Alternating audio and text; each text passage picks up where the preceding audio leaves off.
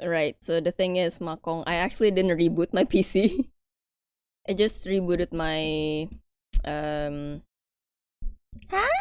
I just rebooted my router and then it did take a while for my as long as it works. Yeah, whatever the solution, as long as it works, you know. Hi, welcome back. I'm redeeming myself because I couldn't stream this last week because of the internet, but I'm here now.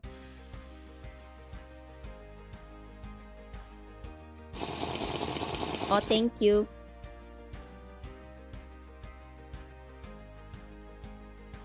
Hi, bestie. We are back with the Wilhelmus Emporium of Antiques and Curiosities. Still the demo. We didn't get to finish this one last time, so I hope we will be finishing the demo this time around. I do know that we're missing one CG. We're missing a hangout with Florian, and we're missing the antique procurement system. So I'm assuming we're gonna go to a market and we're gonna go buy some stuff. But yeah,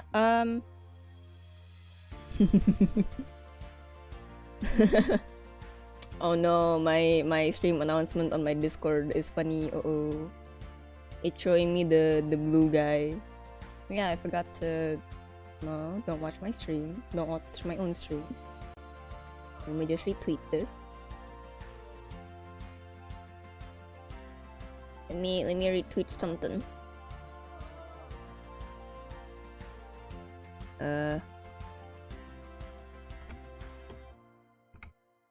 Whoop.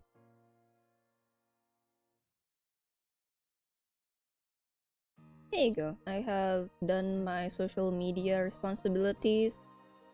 Hi Mortis, how you doing? Welcome to the Wilhelmus Emporium. How you doing today? I'm doing good. I had a nice day. It was raining for a bit, but it was mostly dry. I got my matcha. Almost finished with the whole matcha powder bag, so I am kind of sad. That's okay. Is that a pizza? Oh, it's the Dorito. Never mind. I had a pizza today. It was nice. Ate noodles? Nice. In what way? How did you eat the noodles? December 9th. Oh god. 3 a.m.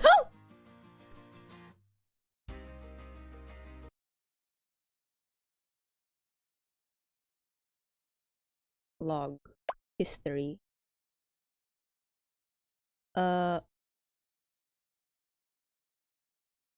Oh, right. So, what happened last time?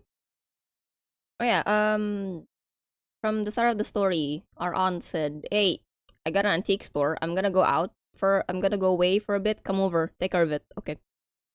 So I arrived in town, and then it turns out some of the residents aren't exactly people. One is a time traveling knight. One is a ghost. One is a supposed vampire. One is a supposed werewolf. And we found out that we are a witch from a long generation of witches. We got a book. The book doesn't like us very much. And we did learn a spell, right? About finding something, which I think should help me find stuff in the attic. With noodles with bread. Carbs on carbs. That sounds really tasty though. Oh, it feels so strange without the music, man. Oh yeah, I have this thing. Right. It's with my owl plate, right? My stats. Is there a way to open this? Ah, no, okay. I got my stats. I got... Oh, the shop is not very clean. I got my relationships. Oh yeah, we're still missing one person. We're missing one dateable. Vivi's the kid that likes to come over, and Quinn's the supposed werewolf. That's me! Who's that? Huh? Hold on.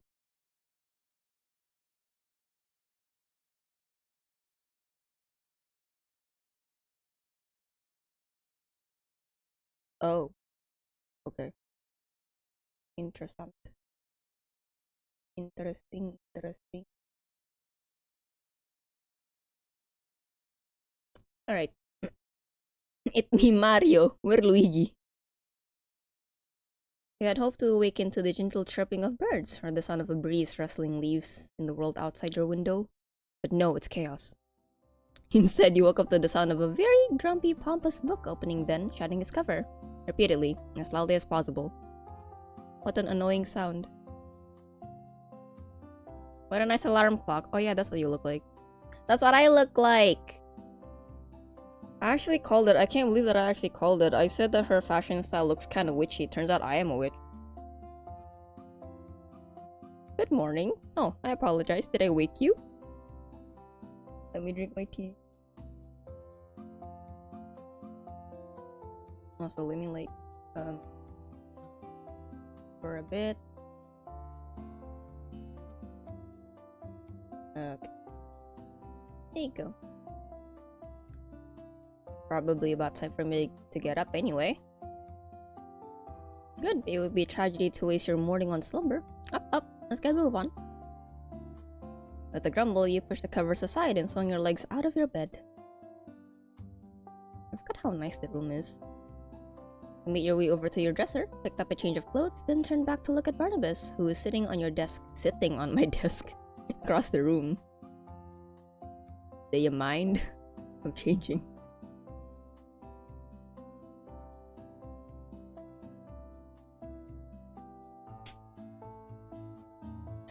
It's not as if I have eyes. I see the world differently from a base creature like you. Cool, but I'd rather you didn't see me getting changed in any way. If it pleases you, I will turn around. Does that satisfy? You quickly changed and grabbed a piece of fruit, noting that your food stock really was never empty now. It was near really was near empty now. I'll have to find a grocery store later. Now, as much as I enjoy your presence, Bernie, I've got work to do. Did you want to come with, or...? No, thank you. The thought of being paraded around in front of the general populace, subject to the gazes of those who cannot appreciate my glory, fills me with despair. I will stay right here, thank you. I'll, turn on the TV for you, just in case you get bored. Your consideration is touching, truly. See ya. Bye, book. With that, you made your way down the stairs and step into the store proper. I forgot what the night lady's name is. Hold on. Got Florian, Emmett, Lucille. Right. Lucille. Oh, the one that I like the most so far is, wait, no. Where is he? Oh! Oh! Methinks this might be the last romanceable? Question mark? Emmett's the one that I like the most so far. I'm suspicious he might be some kind of fey creature. I am unsure, but my heart says it. Oh, I can't go back the 1 page back, please. I actually can't. I actually can't go back. Oh, which one? This one?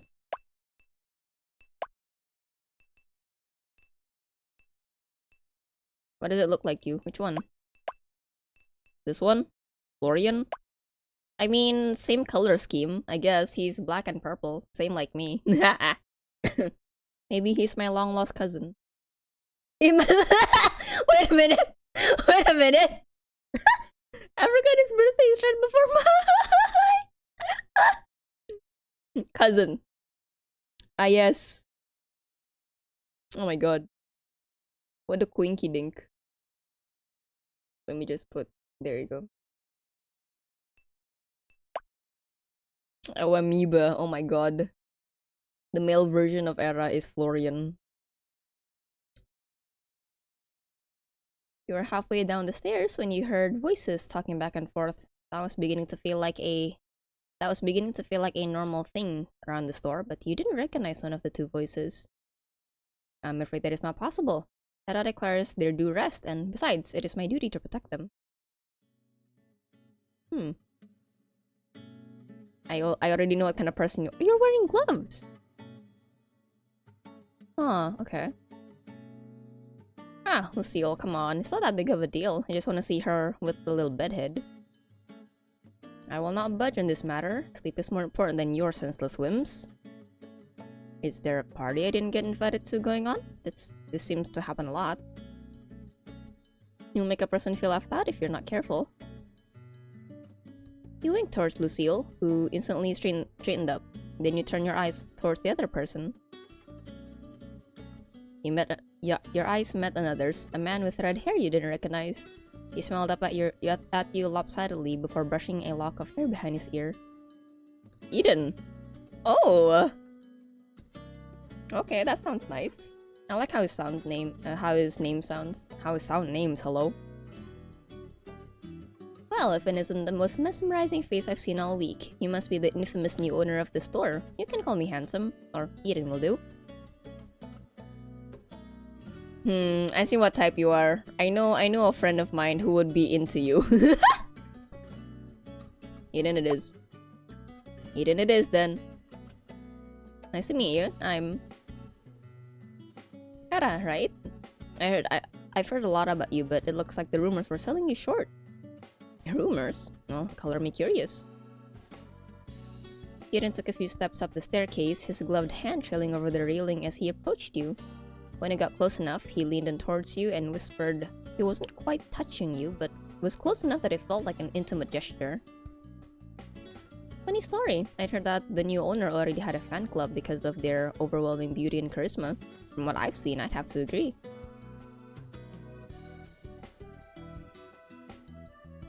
The song also matches him very much. Eden pulled back and smiled. Well, the rumors say a lot more than that, but let's leave some of the secrets a mystery for now, shall we? You have to be a little mysterious to be interesting after all. At that, Eden turned around and walked back down the stairs, the sound of wood creaking with every step.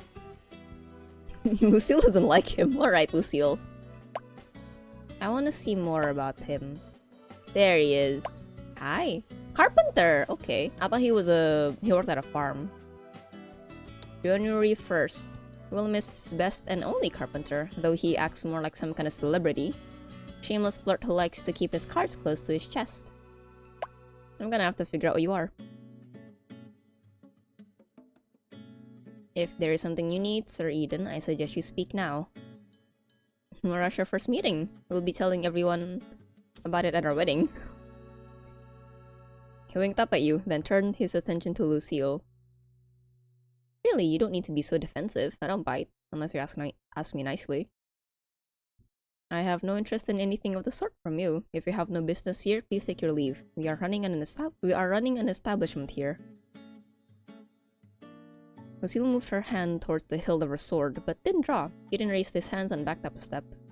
Alright. I'm going to note that down for next time. Lucille isn't a fan of jokes. My deepest apologies, my lady knight. Eden gave half a bow to Lucille, while she just shifted to stand a little straighter. I just wanted to introduce myself to our lovely new shopkeep. Believe it or not, I'm actually Willemist's most famous carpenter. I believe we are Willemist's only carpenter. Ouch, that may be true, but the point stands. Carpenter? It looks like a model! With all the... okay, I've never worked carpentry before, so I don't know how... I wouldn't say dangerous. How risky wearing dangling accessories is. I was expecting someone who looks more like Quinn. I happen to be acquainted with your aunt. We work together on occasion, so I'd like to extend the same offer to you. If I remember correctly, Sir Eden, Lady Sylvie would also refer to you as a flirt and a liar. What can I say? There's so much beauty in the world, should I not celebrate it? Lady Sylvie would say that you are incapable of taking anything seriously. That I can accept. You're such an honest person, Lucille. It almost makes me jealous. Anyway, I'm getting distracted. I'd love the chance to get to know you properly. How about dinner and drinks on me tomorrow night? Tomorrow night? Well, maybe I'll be able to shift around my incredibly full schedule if you ask nicely. Oh, is that how it's going to be? Well then, pretty please, may I treat you to a night of fine dining and wine? That was actually pretty good. I'm impressed. I am an actor at heart. Then I shall accompany you as bodyguard. I don't think that's... Actually, you know what? Why don't we just invite everyone? It could be like a housewarming party. That's so cute. Here, I thought I managed to snag a date. What a shame. Wait, I'm gonna screenshot this. I think my friend would like him. Hold on.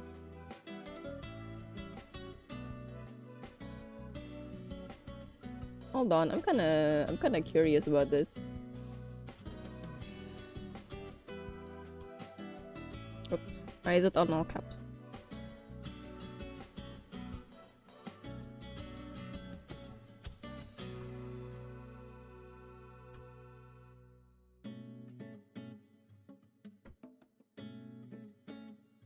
I just have this habit of whenever I'm playing a visual novel, I just think, yes, my friend will like this one.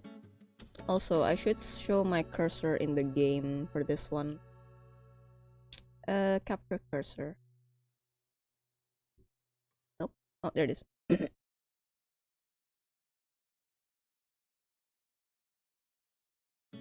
I thought I managed to snag a date. What a shame.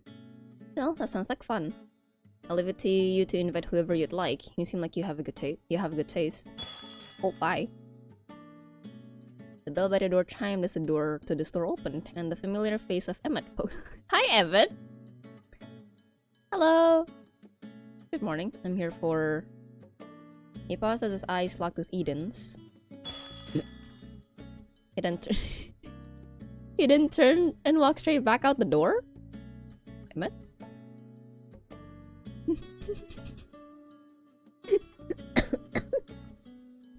Alright, so we got two people who maybe do not really like Eden. Eden strode past you, then exited the store. A few moments later, they both came back in, with Eden's arm around Emmett's shoulder. You don't like him? Where are you off to so quickly, my friend? Don't tell me you're trying to avoid me. I'd prefer it, yes. Everyone's so honest this morning. How refreshing. So, what brings you here today, Emmett? My job, which you're currently preventing me from doing. There's always more time to work later. Time for work later. There's not always friends later. That would be true, yes, but you're all acquaintances at most. Wait, I forgot. Have we ever secured a date with him? I think we... No, wait. We got his personal number and his personal email, I think. I do believe we have secured a date with him last time we played this. Unsure.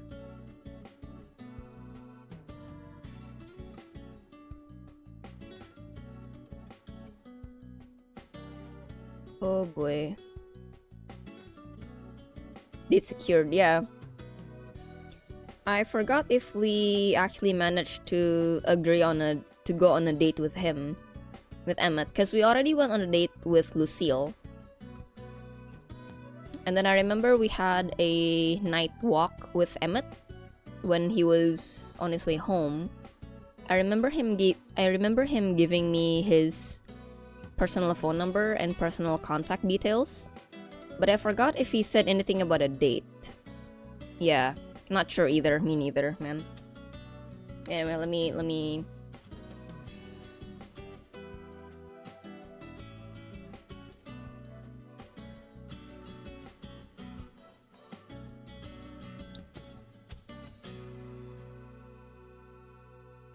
put on some chapstick.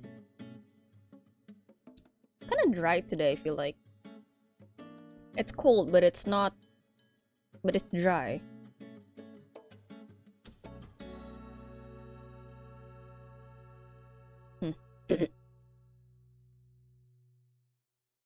You're meant to think stuff like that, not say it to our faces. You're such a stick in the mud.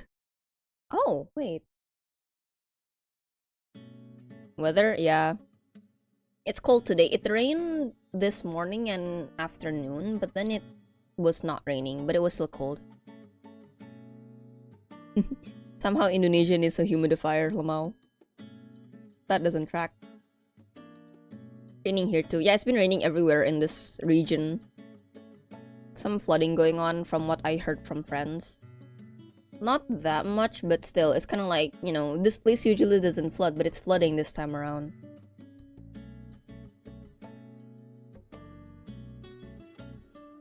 If you stay in AC room, I suppose. I didn't the whole day, I literally just turned it on. You're a thorn on my side, unhand me. Don't run away! I might just have to hold on to you tighter. I might, yes, and please don't. You two are friends then? We absolutely are. We absolutely are. We absolutely are not. It's more like I happen to bump into him no matter where I go, and he takes it upon himself to bother me non-stop. You're too stubborn for your own good. One day I'll get you to agree we're best friends. We will freeze over, hell will freeze over before that day comes. So cold. And I thought we had such a beautiful relationship. You're breaking my heart over here, Emmett. Emmett, the famous heartbreaker. I like the sound of that. Don't encourage him. He'll never stop.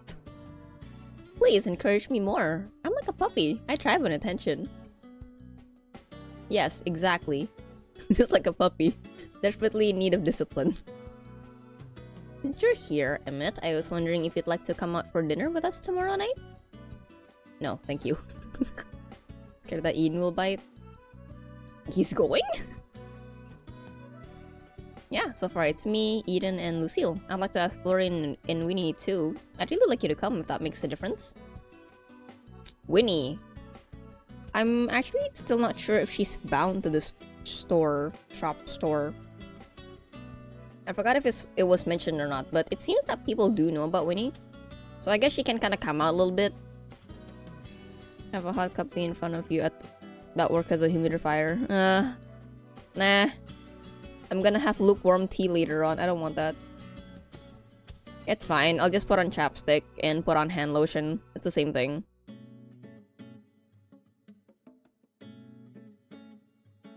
Fine. I will make a spot in my otherwise packed schedule. I hope you appreciate the effort. What a gentleman, Emmett. How very unlike you to change your mind. Maybe you have a soft spot for Era, eh? I have nothing of the sort. I'm merely agreeing so that someone responsible can be on hand to keep things under control. Emmett shrugged out of Eden's grasp, then brushed himself off. Now, that is all. I need to speak with Era. Private. Well, if you put it like that, I can't help but wonder what about your relationship. Do tell me what happens.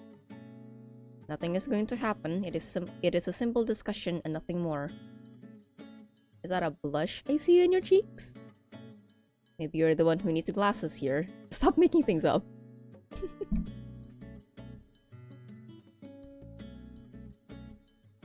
Alright. I see the dynamic now. Well, if Lucille doesn't like Eden, I'm imagining that Florian might also not like. Florian doesn't really get along with anyone. It's not that he doesn't get along with anyone, it's just that he's a bit more aloof and indifferent, that's all.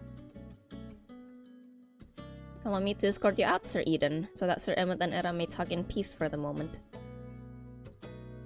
What a noble way of throwing me out. Well, it was nice meeting you. I hope to see you around town. Definitely, it's been a pleasure. Has it? I'll let you know more about my services later, but drinks first. I'm a very hands-on worker. I like to get to know my business partners before we work together. Ugh. Ugh. Bye, Eden. Lucille put a hand on Eden's back and saw him to the door, where he finally exited the store, the bell tinkling as he did. Hi. Pardon the intrusion, as I said, we need to talk. Sure thing. What's up? Did you miss me so bad you had to come see me first thing? Don't be absurd. Did you give my business card to anyone? No, of course not. Why would I? I'm keeping your number all to myself, thank you. Dang it. Huh? If you're not responsible, then that's even more concerning. How did they find me and get a hold of my number? Who? What's going on? It's my previous employer. Oh, they want. Wait, did you do accounting for a criminal organization or something? I worry about the fantasies that are going on in the head of yours. I'll deal with it myself. You're kind of making me worry here. You're a client, there's no need to worry about me. Nuh-uh. Nuh-uh. We're close acquaintances now. I think that means I'm legally allowed to worry about you. I'm no solicitor, but I'm certain that's not how this works. So you're trying to argue that me worrying about you is illegal? What? No, stop talking such nonsense. Hi Lucian, welcome to Willemist Emporium. How you doing today? I like this one. I like this one a lot. Nuh-uh. You said we're acquaintances. Nuh-uh. Where's the location? I do not know. In the middle of nowhere? This is a small town. Doing okay. Good to know that you're doing okay. Discord being funky bubunky. I can't believe you call me nonsensical, Mr. Accountant for a crime syndicate. That's not... Ugh, forget it, you're impossible. Emmett pinched the bridge of his nose and closed his eyes, almost like he was in pain. Nothing like that. Nothing illegal at the very least. Let's just say I terminated my contract early and they aren't happy about it. Well, they can't force you to go back, can they? I'd like to say no, but they're so obsessed with their rules and regulations that they might have some obscure way to try and make me work for them again. Holding because of your stream. Ah, okay. Alright then, I appreciate the holding back then, sir. Who did you work for before? And that would be a bad thing, right? I left for a reason. Ugh, what a terrible start to an otherwise good morning. At least you get to see me. As I said, thank you for your concern. It's not necessary, but, well, thank you, anyway. Hi, Winnie! What you guys whispering about? Is it secrets? Ooh, I love secrets. Come on, tell me. I won't tell anyone, I swear. Hi, Winnie. Good morning. Have you and Emmett met before? Does watching him from the corner of the room count? I don't think so. Then nope. My name is Winnie. Nice to meet ya. So, what's happening? What's happening? None of your business, Miss Winona. Just Winnie is fine. Fine, Miss Just Winnie. Oh, he got humor!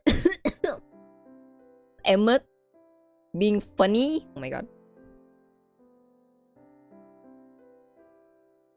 Sorry, I had a big cough. No, I mean I'm just Winnie. Yes, As I said, Miss Just Winnie.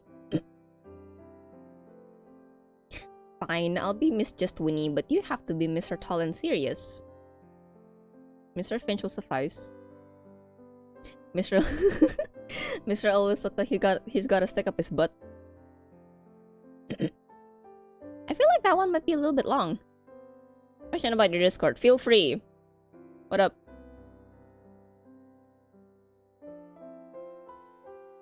What is up, my guy?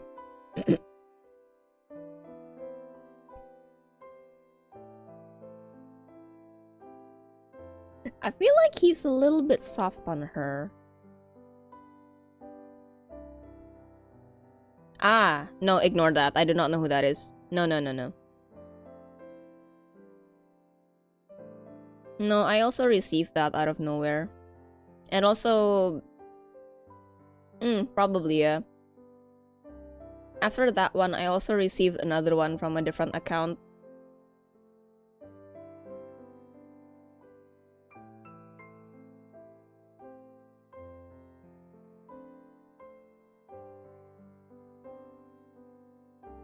So, yeah, no. Yeah, go ahead.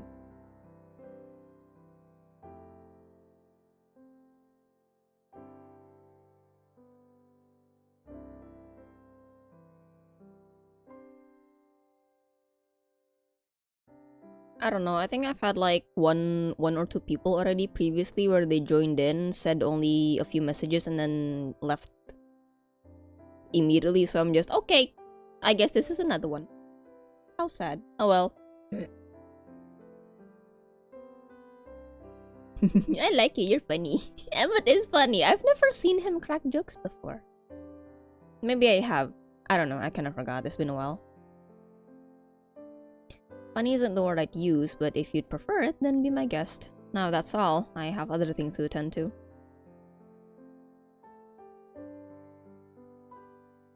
This all could have been a text, you know. Oh. And? I'm just saying, I feel like you stopped by just to see me. You would be incorrect, as I gave you my number. But you never gave me yours. Good day, Miss Marigold, Miss Just Winnie. Wait, he got a point though.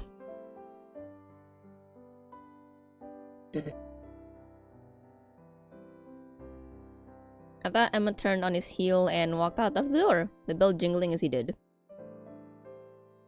Winnie turned and waved her hand, watching as he left.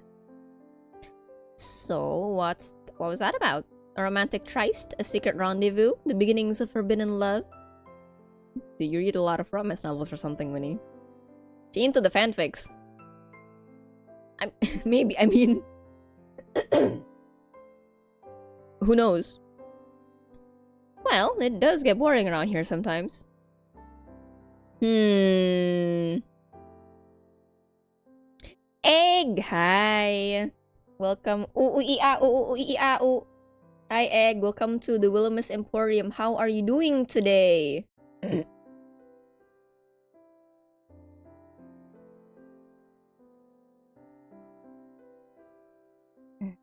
Do I want to keep it? Do I want to keep it neutral? Do I want to go the Emmett route or just go home? Oh, welcome back.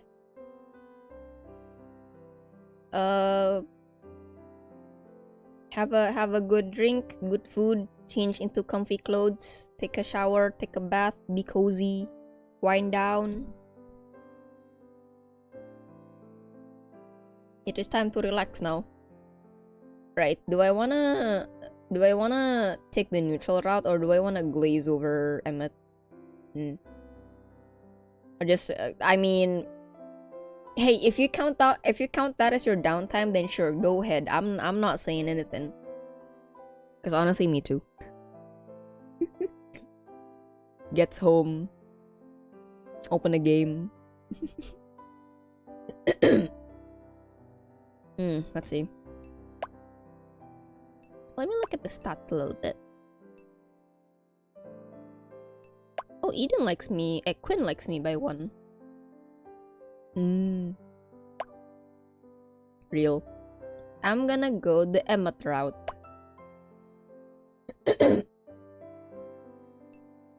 Oh, I can roll back. Just I have to click it here. Oh, that's cool. Maybe it was a secret rendezvous, but Emmett doesn't realize it yet.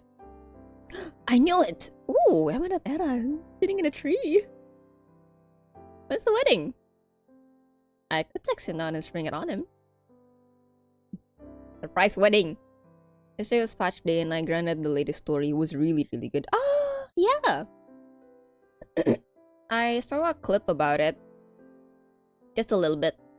And then a lot of leaks about the upcoming characters. And then I saw people get jump scared by a black screen because Columbina's splash art is gigantic. It's really pretty, but holy cannoli, that thing's huge. Do it. He might kill me. Or worse, block my number on the spot. Anyway, no, it really wasn't anything like that. Just boring work stuff. Oh, by the way, Winnie, I wanted to ask you something. Would you like to go to dinner with me tomorrow night?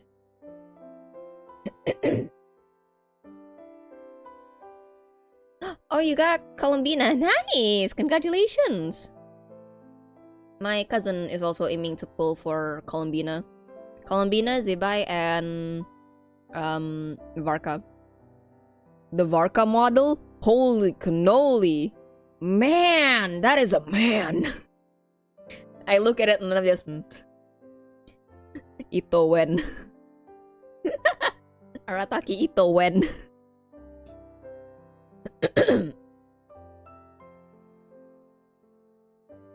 Am I inviting Winnie on a date? Sure, a date with me, Emmett, Lucille, Eden, and hopefully Florian. We're all gonna be one big happy family. Okay, this is not a one-on-one thing. Boo. Did you want it to be one-on-one? Well, of course. I want to get to know you better. Well, a bigger group doesn't have to stop that, doesn't it? Does it? Plus, we can always hang out here. I want to get to know you better too, Winnie. Yeah, that sounds fun. Winnie shifted and fiddled with her hands. Can I think about it and let you know later? Oh, sure. It's not until tomorrow anyway, so there's no rush. If you don't want to, you don't have to either. Oh, no, I super want to. I'll let you know. Is my theory correct? She can't part with the store? I knew Varka was here. He knows me. For adjusting Discord role. Ah, I see. Oh, okay. Did you manage to do it? Appreciate it, Makong. Makong, are you gonna go gaming with the boys later? Are you gonna go racing again? I, on the other hand, will be skipping Varka and say for Nicole. Ah, right. Nicole really pretty. I think I am. Alright, have fun then. Say hi to the gang for me. Nicole's pretty, llama. Woman. Lady. So far, to me, all of the Not Cry characters' designs hit really good. Maybe not... For personal tastes, maybe not Yehuda and not Aino. I'm not too big of the aesthetic type for them. They're so cute. It's just that I don't prefer them over others. No wonder I pulled for both Loma and Nefer. Out of Loma and Nefer, I do prefer Loma. I prefer soft-looking ladies. Nefer looks like an office siren type, you know? Office siren type gal. I'm more of an office doe type gal, you know?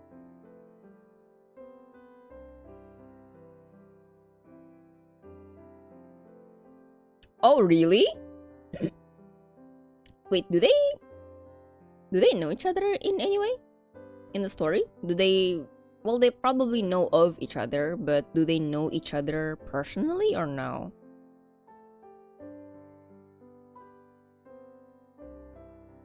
Constant banter. Ah, cute. I see.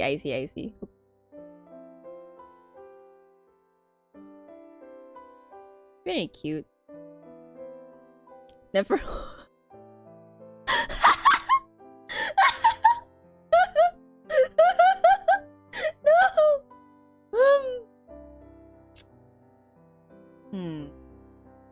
No. I don't know her character, so I can't say. But the gap between appearances and reality is quite funny. For the sake of tropes, I do like that gap. It's quite tasty.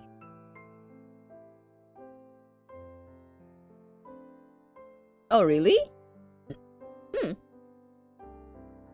Really? I thought Nefer was like quite the cunning person, you know. She always knows what to say. She always got rebuttals going on.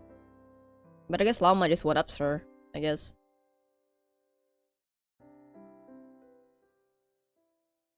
Alright, time to open my store. It's a windy day. Bills are 120. How much money do I got? I don't know. Pay your bills. Mama just wrecks her. Then yeah, I see.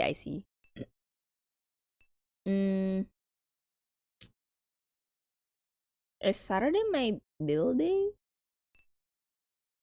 I guess I could do it in the afternoon. Their weekly bills. Clean store. My store was a bit dirty. Oh, why the color like that? Oh, why was it blue before? I don't think I have enough money for this yet. We'll see.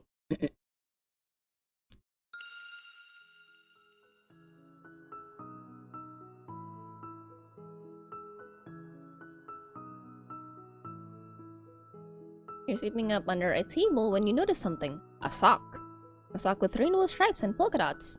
It seems strangely out of place amongst all the dusty antiques, but perhaps someone had dropped it by accident. Is this Aunt Sylvie's? It doesn't really seem like her style. You bent down lower and noticed a second sock, and a third! None of them matching, of course, which did lead to believe they could belong to your aunt. You did seem like the kind of person who could pull off mismatched socks after all. Her eyes search around the store, seeking out any further stray socks. Search for socks. Yeah, I forgot the game has this kind of system. Oh, DC5. I did it. There, peeking out from beneath a stack of old magazines, you reach under and pulled out another sock. This time decorated with cartoon penguins. Noot, noot! And then you notice another, and another. All in an almost suspicious line leading you to... There, at the edge of the counter, a basket filled to the brim with mismatched socks. Oh god. Tip that upside down and watch as dozens, then hundreds of socks begin to spill out and cover the counter, then the floor. How big is the basket? Holy cannoli. You flip the basket back over to find it just as full as when you began. No worse for wear from the massive avalanche of socks that had just covered the entire storefront. I guess someone would find infinite mismatched socks useful. I can sell this? What? I can sell that! Holy cannoli! It seems to reduce in infinite socks, but none of them ever... Well, okay, I am a witch, so... Not really surprised. What is this? Why does it have a thing on it? Why does it have a leaf on it? Yeah. How much would you guys pay for a basket that spits out mismatched socks?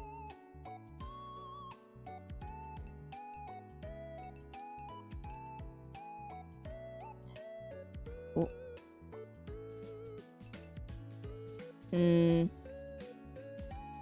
Sock generator? Yeah.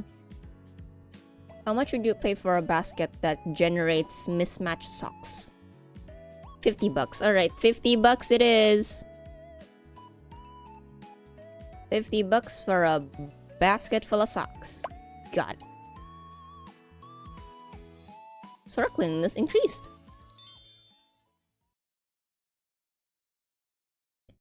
You're leaning against the counter, eating the last of your food supplies when Florian comes in through the front door, nearly dragging his bag behind him. You thought it would be impossible, but somehow he looked even more tired than usual. Hi, long night? He pulled off his usual disguise. Good morning, night, afternoon, whatever it is. Swearing in my game?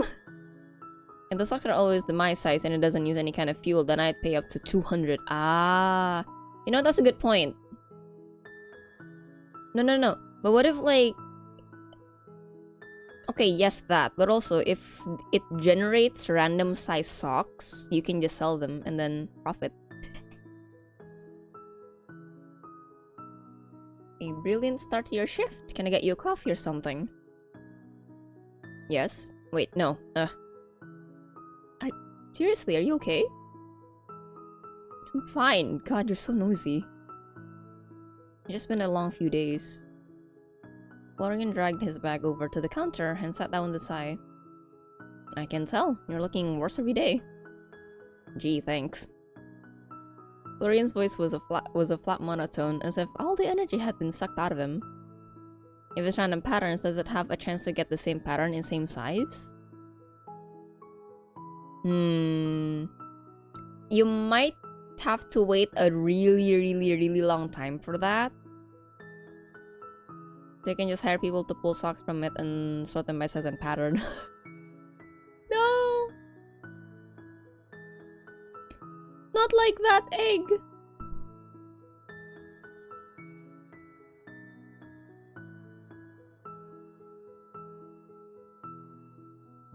Easy business, easy profit. My god.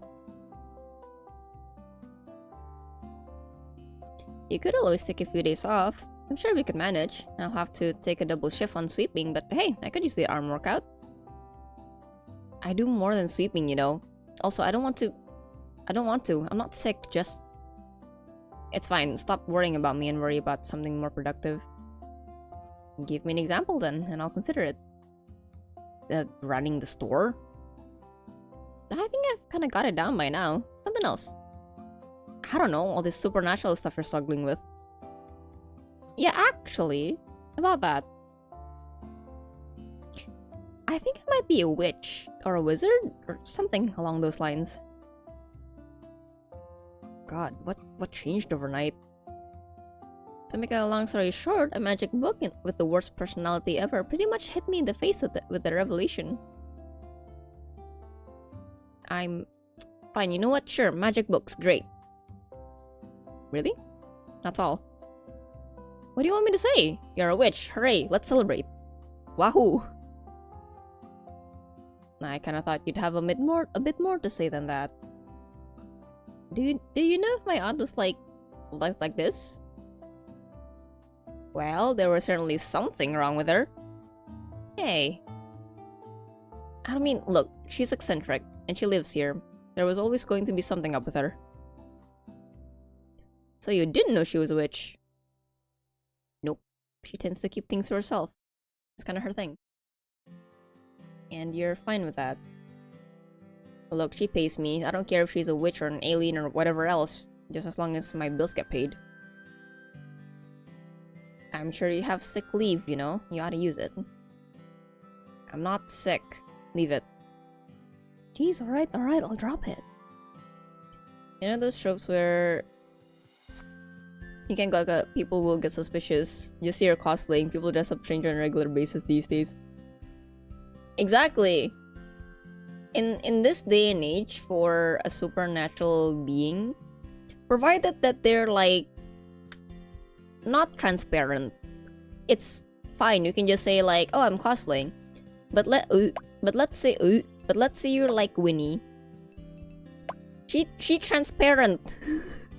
she's a ghost. But if you're like anyone else, you're completely not transparent, you have full opacity, then you're fine. It's a bit hard. Yo, check out this new skin suit I got. I'm a chameleon.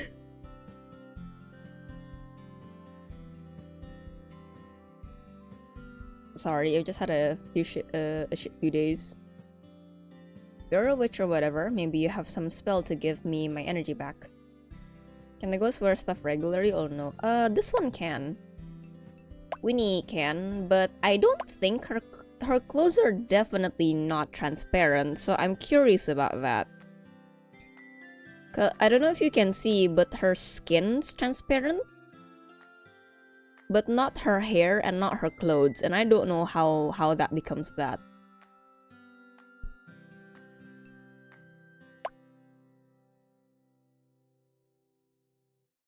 Easy peasy face mask and sunglasses. You're so right. Hey, why are you covered up like that? It's hot outside. I'm sensitive to the outside.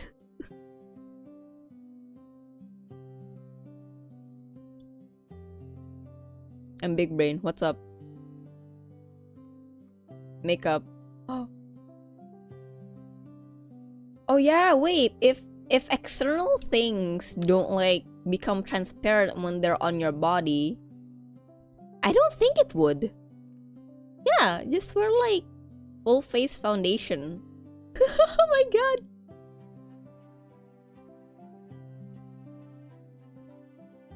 and contact lenses so your eyes are not see-through as well. Genius idea.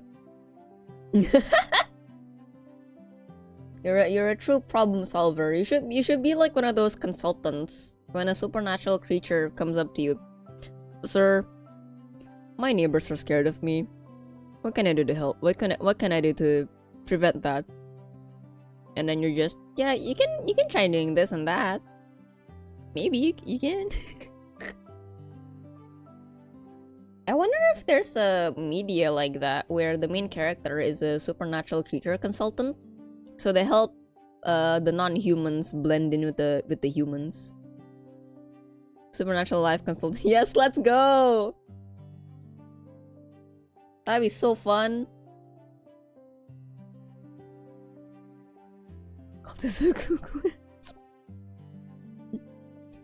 And then something wild comes in, like, I don't know, like a... What's a supernatural creature that's humanoid but clearly not humanoid? I don't know, like slime, one of them slime peoples. Oh yeah, I'm just super sweaty, don't worry about it, guys.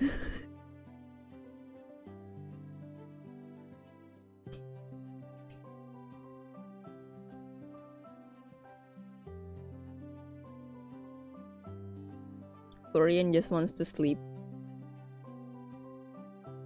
You can use my bed if you'd like. I can't think of anything weirder than sleeping in Sylvie's room. I think the bed smells more like me than her, if that helps. It does not. It's not for lack of trying, anyway. Thanks for the offer, though. I can do what? Hold on, I did pick Emmett for one of my replies. Did that change anything with him? It didn't! Oh.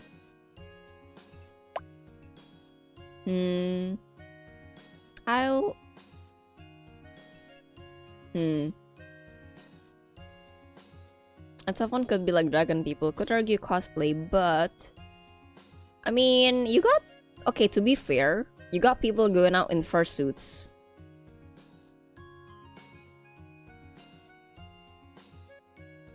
And I have seen some videos of people going out wearing full body armor for like a social experiment to see just how the public react to it.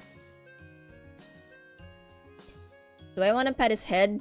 I didn't think that there would be a heart on it. I'm just a day-to-day nuisance. It was a dare. Crazy.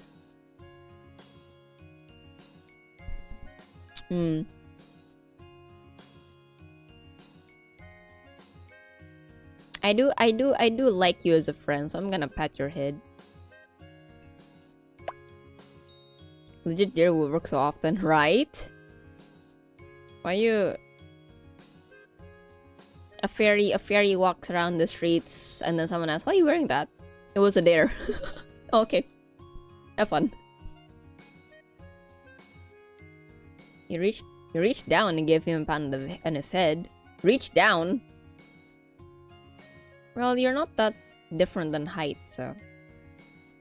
His hair was actually very soft. What are you doing?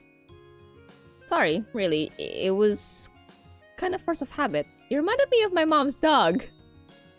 Your mom's dog? Yeah, when she's grumpy, she puts her head down like that, too. My bad. Hey, if it makes you feel any better, you're much softer than her. I have work to do. Bye, Florian. Incubation can also help. True. You could say that you're working for like you're one of those birthday entertainers where you dress up as a fairy, as a princess, things like that. You say that you're on the way to work.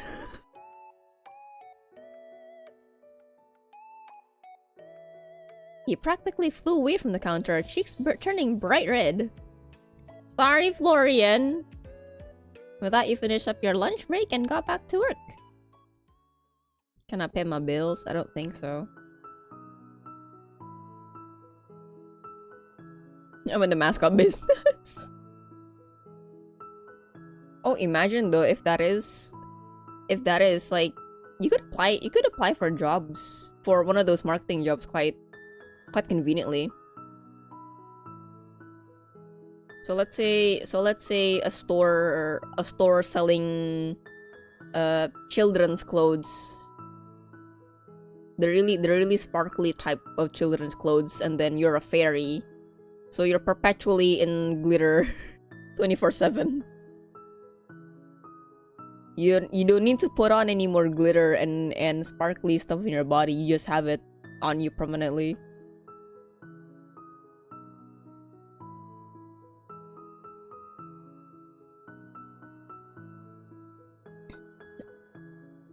Be a freelance VFX guy, just breathe fire and record. You're right. Team, today we are going to stop using CGI for a fire. We got a dragon. He's our new fire guy. Our new pyrotechnics expert. I'm ready to go over the week's bills. You don't have enough to... Oh well. It was a little past 5 p.m. when you flipped over the sign on the door to closed and let out a drowsy sigh. What a day. Hi. You said that every day, you know? Like a broken record. Well, every day is exhausting. In a good way, though. How can anything be exhausting in a good way? Haven't you ever finished something and been tired but really proud of your work? Nope. I usually finish them I usually finish it then wish I'd never started it in the first place. Okay, Florian. Okay. Dragon guy replacing artist. Yes, exactly. And then you got water fairies doing your doing your water effects. You got the avatar bending elements.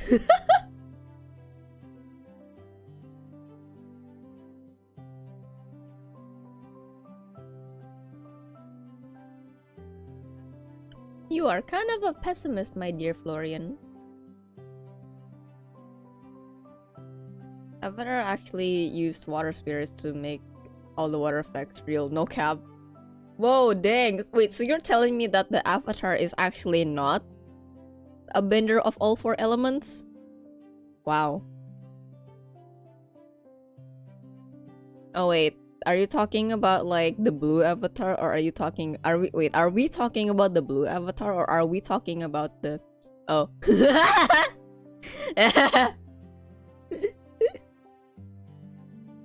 Wait, so does that mean that those bird creatures are not wild? They're just paid actors? What? What a scam.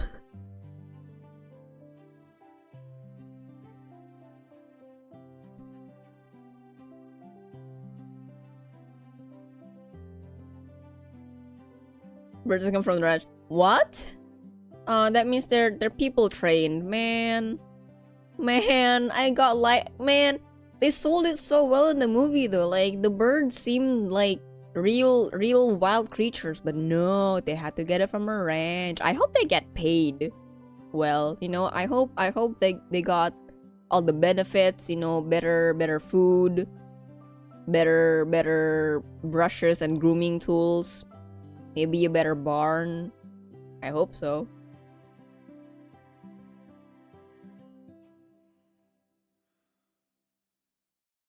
Bad things will always happen, but life goes on. Isn't that kind of cool? Not really. Maybe if you didn't frown so much, you'd be more positive. I don't think it works like that. Give it a try. See? Just copy my face. It's really easy. Just relax your muscles and... Nope. Still frowning. I see. It's not a frown. It's just my face. That's unfortunate for you. What's that supposed to mean? Nothing at all. He got a resting face for sure. The birds will turn out to be good dinners for someone after their service is over. Oh. Well, at least before that, they lived very nice, meaningful lives. Nosy must run your family or something. I'm sorry, Flory. He looks so sad. Nosy, annoying, and a complete pain in my ass. You forgot gorgeous, charming, and funny. No, trust me, I didn't. You grinned and Florian turned away from you. Looking around the store. It looked as it always did. A mess of knickknacks and clutter, but a clean one. Florian did a good job, even if he always tried to deny it. Hey, I was wondering something. You're always wondering something or another. You never stop asking questions. It's good to have an inquisitive brain, you know. It keeps me young. Something like that. Anyway. Is it? It seems like a lot of effort. Especially when you could just keep your mouth shut and think to yourself instead. Anyway, as I was saying... I know that you grew up in town, but not much else. You haven't always worked here, right? What do you do before? Is it important? That depends how important you think getting to know each other is. Not important then. I think you default to being mean when you feel shy. Look, I used to be in college, but that didn't work out, and I dropped out. There's a college here? That's surprising. I didn't know the population of Willamette could support it. No. It was in the city. Kinda smart having the dialogue be really the dialogue history. No need to separate. Yeah. Can just do this. Quite easy. Because there is a shop interface, so I guess they had to do it like this to make it more seamless. But yeah, I've never played a visual novel with the UI like this. This is really nice. Though what makes me sad about it is that because this is limited space, you could only fit 2 characters in here. He had vampire teeth. No. That's the thing though. So a big gimmick of this game is that you move into a new town, but turns out they're not all human people. They're not regular people. So like me, for example, the main character. Me? Oh, where am I? Me? I'm a witch. I came from a descendant of witches. Right? Florian, you're right. I saw his teeth. Okay. So he got teeth. He comes to work late in the afternoon. He says he's not a morning person. And then when he goes outside, he wears a hat, sunglasses, a face mask. So, suspected vampire. Now, Florian here says that Florian says he doesn't get along with Quinn. So, suspected werewolf. Because one night, his restaurant was closed.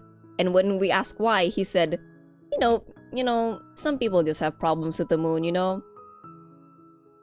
Problems with the moon? Quinn? So there's that.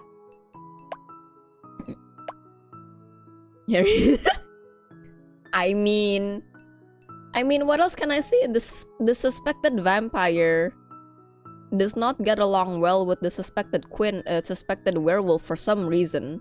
And he's a really nice person as well. So I don't see why else Florian doesn't get along with him. Pretty much no hair, so it's okay. He's a new breed of werewolf. You know, like a Sphinx cat, you know. And then we got Lucille, who's a time traveling knight. We got that. And then we got Winnie, who's a ghost. Winnie's a ghost. I suspect Emmett might be some kind of fey creature. Because he's very lightweight. One. He doesn't do well with alcohol. And seems that cats just naturally go to him. I don't know, something about his whole demeanor speaks cat to me. Speaks fairy to me. I don't know what Vivi is.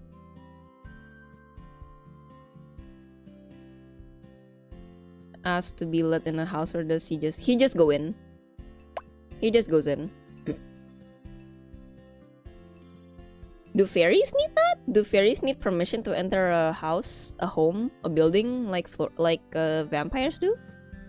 Because in some things, vampires do need permission to go in someone's home, right? Ah, okay. No, he just goes in. I don't know what the heck Eden is. I just met him, so... Fairy folk in general had that. Ah, I see. I've never heard that before. Yeah, we have confirmed... for now, we have confirmed... Possible. I don't know what these two are. For now.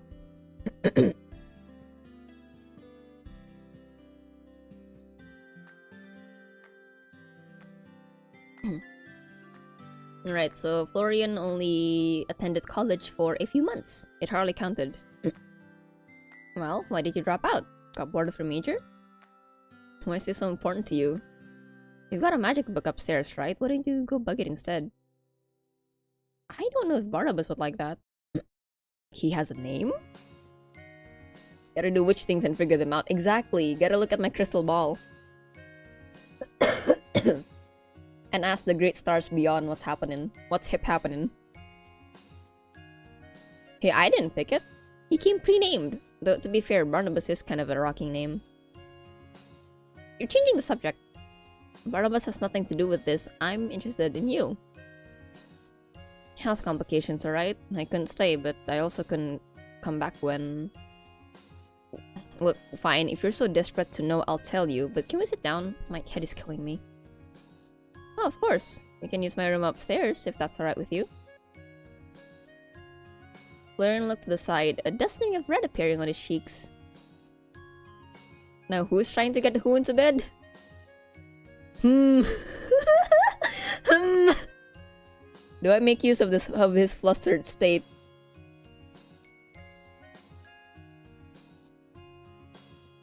I kinda want to, it's kinda fun. It reminds me so much of Casper. I miss Casper! Lol. I miss Casper. Florian is the fan favorite at the moment. But, you know what? This is a low-hanging fruit. I'm gonna grab it. I never mentioned anything about my bed. You're the one thinking about that. I never... No need to deny it. You literally just brought it up. Look, you're cute, but I think that's jumping ahead a little, don't you think? I'm not... You don't... Exasperated. With that, Florian turned around and stomped upstairs, huffing the entire way up. Poor guy. Welcome to my humble abode, Sir Florian. God, shut up. You sound like Lucille. Is that a bad thing? Speech level 100. No, for real though, with characters like this, all you need to do is be smart with your words. That's it. Is that a bad thing? I know you two are pretty different, but I hope that's not a problem. Come on, Lucy, listen enough. That's all. It's not like I hate her, she's just... a lot. Alright, I'll keep the chivalry to a minimum, my fair liege. He flopped down on her couch, sinking into the cushions. Florian followed, though much more cautiously, perching himself on the opposite end. He looked around the room. Looking. His gaze lingering on a photo frame. It had been there when you arrived, a picture of a much younger Aunt Sylvie, holding a baby. Must have been you. This place is weirdly empty. You think? It's packed with all kinds of stuff in here. Sometimes I wonder where my aunt got it all. No, I mean... Sylvie has a big personality. She kind of filled any space she was in. I'm trying my best over here. I guess it's alright with you here too. Hey, I'll take second best to her. She's amazing. Anyway, what we were talking about? You dropping out of college? Right. Sad music? Florian blinked a few times as if his eyes were trying to stay open. Are you feeling okay? Stop asking me that, I'm fine. He gently rubbed his temples, then shook his head. Just a headache, it's no big deal. Anyway, college. I just had some health problems and I left. But look, I won't sugarcoat it and I'm not asking for your pity. My dad ran off after my little sister was born. You have a sister? And my mom struggled to raise both of us. Got high school to have a couple of part-time jobs to help her. Oh, Florian, I'm sorry. You do what you have to survive. It's fine. But my mom, he secretly saved up to send me to college for years without telling me. Then she just sent me off. She wanted the best for you. Yeah, but why should that best not include them? But fine, whatever. I went, and I couldn't face them when I dropped out. They think I'm still in the city, living my life, getting my degree, and I can't bring myself to tell them otherwise. So, wait, they live in Willemist, but they have no clue you're here too? Florian, why? They would probably love to see you. I can't face them. She gave up everything for me, and I just let her down completely. What am I meant to say? Hey mom, turns out I'm a fuck-up who can't even make it through a semester of college. Surprise! They'd be happy just seeing you and knowing you're safe. That's what parents do, especially if it's health-related. I can't. Not like this.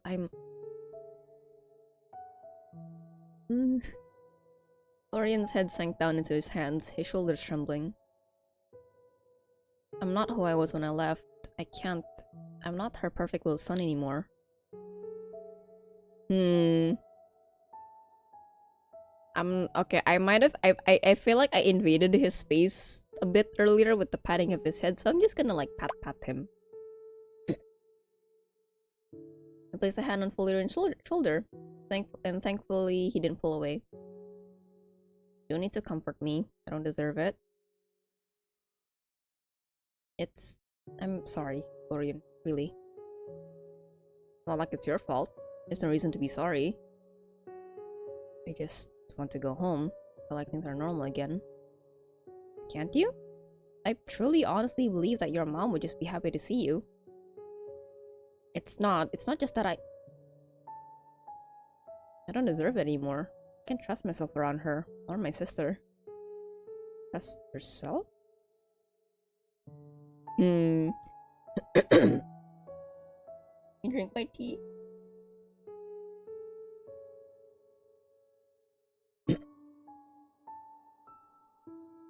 I was about to ask myself, has anyone ever had like a heart-to-heart with me? But then I remember Emmett did, Lucille did, Winnie did.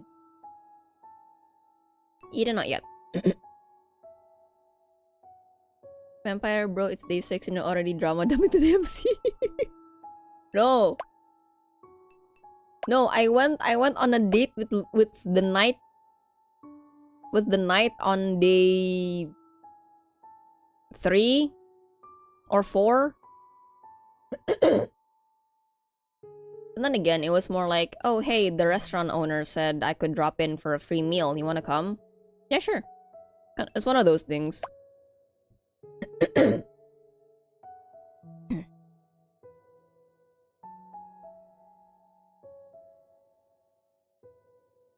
Even you should be keeping your distance. He's calling me naive, no! I'll just mess things up for you too. Everything I touch just falls apart. I don't think that's true. I'm right here and I haven't fallen apart yet. The store hasn't fallen down around us. I'm not destroying anything. Yet. I don't want to share any of these things, you know? You know that? It's embarrassing. There's no shame in feeling emotions. Isn't that just proof you're human? Oh. About that. Date is more normal than her trauma. I suppose so. Though I am a nosy person, so I know that is difficult for you, and I can't just magically make it better, but if you need someone to talk to or anything else, you can rely on me. You're too nice, you know. You're gonna end up getting taken advantage of. By who? You? I don't think you have the energy to take advantage of anyone, even if you wanted to. Ugh, thanks, I guess. Florian pulled back and wiped his eyes up with his sleeve. Seriously though, don't say anything about this to anyone. Our secret. I'm pretty good at keeping secrets, you know. Am I? Oh, hi! Hi, Barney! Hi, Barnabas.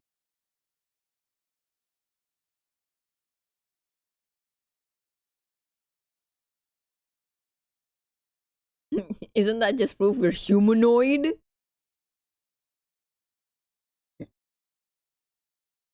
And then turns out he's got like some kind of man bat. man. Some kind of man bat version of himself. Screeching in the night. Yeah, like yeah, like sonar in Dispatch. Maybe like Sonar's beast form. I don't know. Anyway, Barnabas is speaking. So I'm good at keeping secrets? Hardly. You've known me for less than 24 hours and you've already broadcast my existence to the entirety of the sweet little establishment. At this rate, I expect you'll be handling our odd pamphlets by week's end. Truly, your discretion is legendary. What the? There he is, my favorite talking book in the whole world. Not a lot of competition there, but don't let that hurt your feelings. And to be fair, I haven't told everyone yet. Only Florian. Oh, Florian, meet Barnabas. Barnabas? Florian. It literally talks. Did you think I was making it up? No, but I didn't expect... My reputation precedes me, as always. Hello, Florian. It is a pleasure to meet a friend of my esteemed master. Or some such drivel. Barnabas isn't very nice, if you haven't noticed. No shit. You will have to excuse me, as I was rudely interrupted in the middle of my rest. Your rest? What does a book have to be so tired about anyway? Plenty of things, you impudent creature. The effort it takes to communicate with my new master, for example, is truly a Herculean task. At that, Barnabas floated across the room and landed on the desk. It just flies. I'm too tired for this. Now I've embarrassed myself in front of 2 people. Great! Fortunately for you, I have the displeasure of being in service only to my pitiful master, and as such, have no one to share your shame with. Just ignore him. I'll put him in the drawer if he keeps it up. The audacity! Fine, silence me, but mark my words, you will soon regret it. Bye, Barnabas. This must all be a lot to you too. Just a little bit. I like to think I'm pretty good at running with things, but sometimes... I'll be honest, I don't even really know where to start. But I've got all the time in the world to work it out anyway. Aren't you going home in 3 months? Okay, I've got 3 months to work it out, thanks Florian. Sorry, I wasn't trying to make it worse. I'm just kidding. Really, I'm having fun. I'll be fine. I wish I had a drop of your optimism. I'm wondering though, was he born a vampire? Wait, was he born a supposed vampire? Or did he change midway in his life? Sometimes change can be really great too. I've only been here a week and it feels like I've met a whole bunch of friends. It's really, really great. Yeah, well, you're easy to like. Am I now? For some people. Not me. The Miss MC randomly turned into one. No, in my case, I was born a witch, but nobody told me I'm a witch. So, the story is that my mom moved to the city and then continued our lives there. I never knew about magic. The MC never knew about magic or anything like that until day 5 of the game.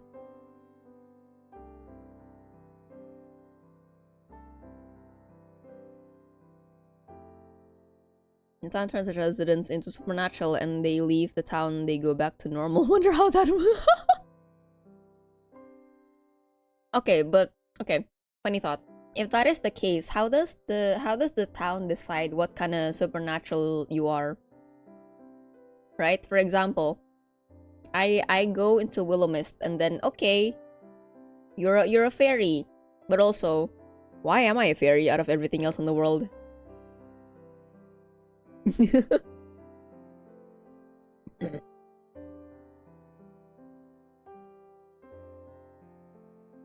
be cool though. The concept of it, where in a certain location you are this, but away from it you are not. The gacha machine! Wait, so does that mean the first time I go to Willow Mist, I'm a fairy, but the second time somehow I become a werewolf? That'd be pretty funny. Me, a werewolf? Oh my god. Heck nah. Ain't no way. Each house has a set of supernatural phenomena.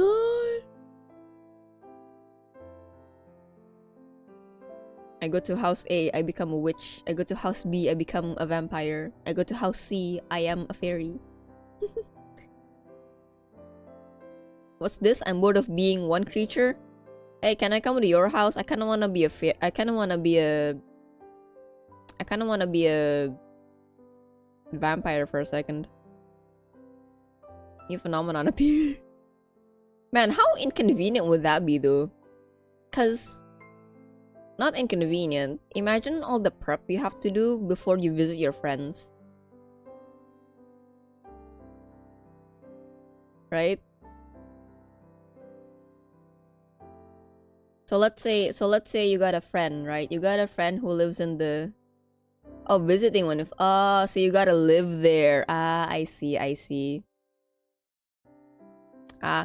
Okay. Based on where you sleep, what if you have a sleepover?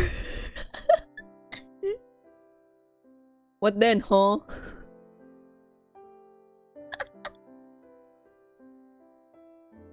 Or does it have to be like a legally binding bid or something? You gotta have your name in the werewolf house papers. What if two neighbors get together and start living together? Ooh. I think... Oh. In my brain is a different thing. What if you got two houses, right? You got two houses that's really close together, and then coincidentally the neighbors are really good friends, so they're like, why don't we build a connecting door? Yeah, why don't we make a connecting door? So whose house rules do we follow? Oh my god. I wonder how the town... I think it's gonna be confused. What is this? What is this architectural difference I'm sensing? There's something wrong with the force. But it count as a new house then? Could be. Or somehow the house rules would just like mishmash together. Or you follow where the floor is, I guess.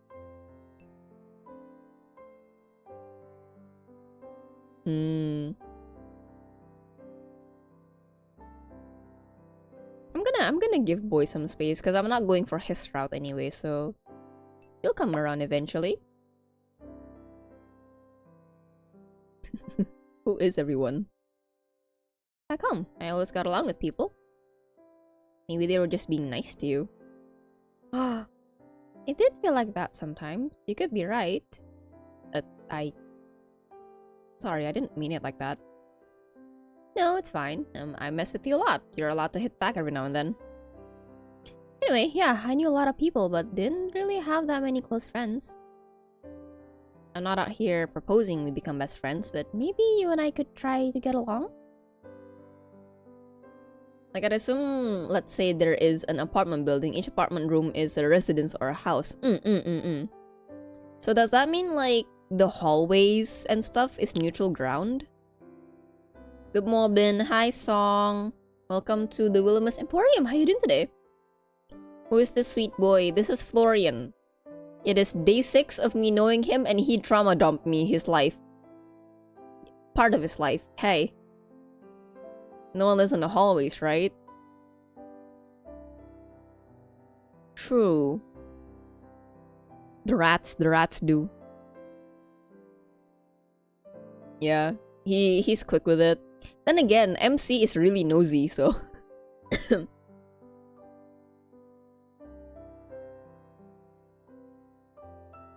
Does this work with pets?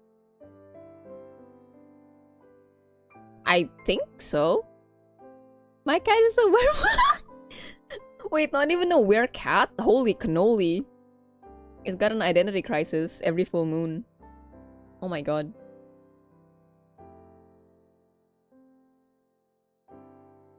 He doesn't mind being my friend. Oh my god. We're getting somewhere now. What's your sister like? I can imagine you as a super doting older brother, now that I think about it. I mean, yeah, I guess I was. She's super bossy and a pain in the ass, but... Well, she's my sister. How old is she? 10? Probably 11 now, actually. Do you have any photos? He scooted a little closer to Florian on the couch. Yeah, I think so. Well, setting though, you should write that. I'll credit you as my co-writer, Egg. Story written by Error and Egg _ Factory. for the people who like funny haha supernaturals. From dumping people we barely know of is terrible. I mean, I did ask, so it's kind of my fault. Don't drag me into this. No.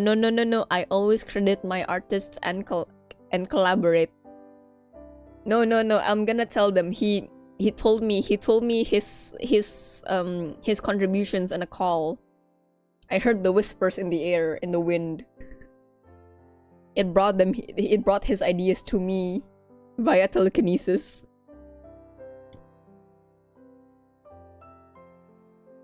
Oh my god. My sources, I made it up. Exactly! Florian reached into his pocket and took out his phone. Flipping through his photo album, you can help but lean in to see what was on the screen. You could see a picture of a little girl, a woman who must have been his mother, and Florian himself, though a few years younger. It was hard not to notice how much brighter Florian looked. He lacked his signature eye bags, and he had a wide smile on his face. It was the kind of smile you'd never seen from him. And that's her. You two look so similar. You could be twins. Sure, if I wasn't 13 years older than her. Mom had me young. She's adorable. She's adorable, Florian. Your mom looks really nice too. In response, you pull out your own phone, scrolling through until you found a picture of you standing next to your mom, back when you moved into your first apartment, which was also the apartment you just moved out of. This is my mom, a few years ago. Wow, your genes run strong, huh? Yep, my aunt and her look pretty similar, don't you think? This was back when I moved out of home. I lived in this little apartment right in the middle of the city. Sounds noisy. Yeah, I didn't sleep a lot. Adorable. There is a lot of potential stories you could do with that, yeah. You do it. Kidding. Sometimes. Jingle. No, my train of thought gone. Stop it.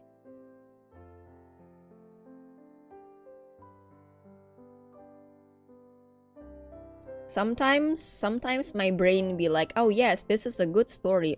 I was writing this. This would be a good continuation. But my fingers are just, I have to type. It makes me wonder if there's a system out there who could read brainwaves and put the words in for you. It's kind of like voice to speech to text, but it's more like brain to text. Writing is fun though. It is! Writing is super fun! Writing is super fun. It's just that my fingers get tired, dog. Just to speech to text. You're correct. I could do that. That means I gotta think about ways to eloquently say it.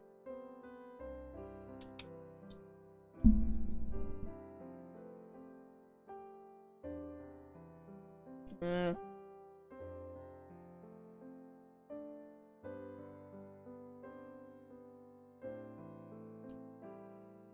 I heard there was tech for reading brainwaves of coma patients to try visualize what they were seeing there. Ah, I saw about that. Yeah. Yeah, I saw that a long time ago, I think. That, and then there's already this streamer who uses her brainwaves to play games as well. Super dope. I'm done with my novel. I wish I could type without getting tired so quickly. But that's neither here nor there. I'm not writing a story. I'm reading a story right now. Googie Docky stream. I did that once. I did a writing with Era stream a long time ago where you guys give me prompts and I try to write with it. But back then I was really shy about showing how I write. I wasn't. No, that was a few years ago. No. But yeah, there was that. I don't know if I'll ever do it again. I don't know. I get really shy with writing live. I wasn't even born yet. Oh my god, you're a baby. You're a small child. What are you doing here? Did mom give you the iPad again? Come on, I thought she child locked it. The heck, mom, did you give Song the unchild-proofed iPad? No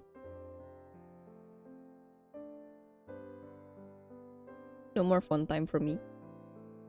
The apartment was so weird. Did you know that the elevator fell like a dozen times? There was an earthquake localized to just the building, and a crane rammed on the first floor in a single year? Seriously? For reference, the apartment that she used to live in is the apartment where the MC of A Date with Death lives in.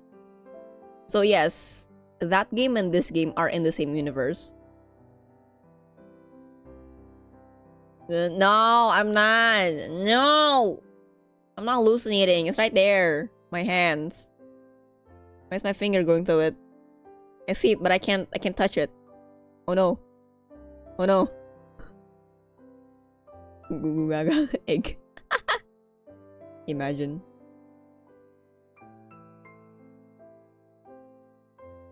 Imagine if your password for everything is just egg. Hey, what's your Wi-Fi password?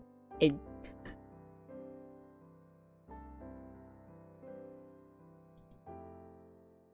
Also, hold on. There is something that I gotta do. Oh, speaking of things that I... That's not nice. Well, I don't know what sites they're for. I only know half the credentials. I can't get in.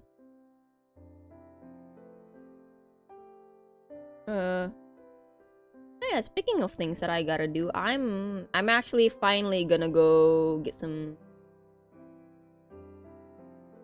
sushi tomorrow. Finally, after our plans got cancelled last weekend.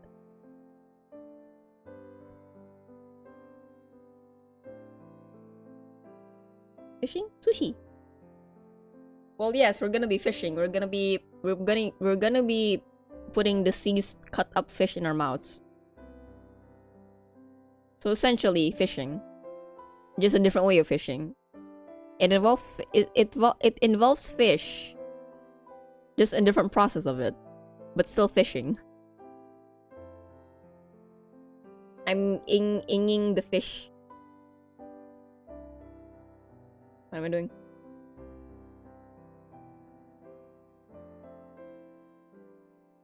For some reason.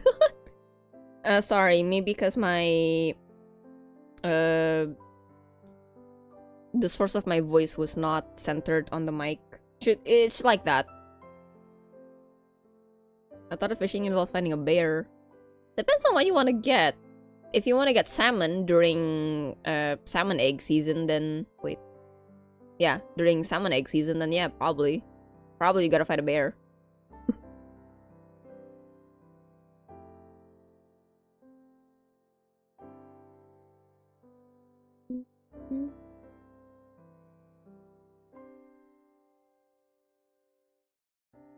Hold on, yeah.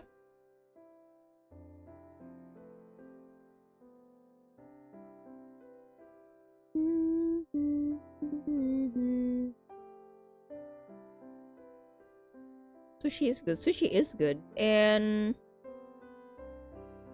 I kinda got FOMO'd. I have a there's someone in the Discord group who not quite recently who went to a conveyor belt sushi place and showed some pictures on the server, and then it made me want to go as well. I've never been to a conveyor belt sushi place before. It's always been the sit down and order from the menu type places, so this will be a very interesting experience.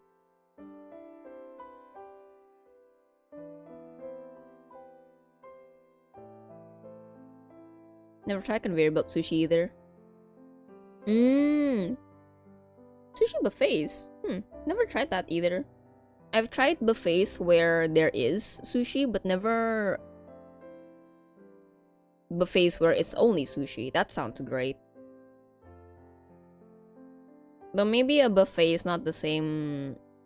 It's not a good idea for me. I can't eat a lot.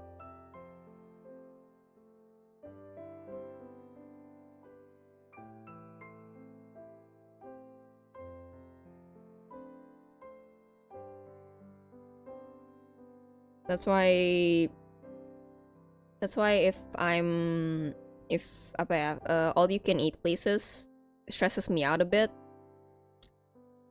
If I were to go alone or with a small group of people, if the group of people is bigger, then yeah, sure, why not? I would eat the conveyor instead.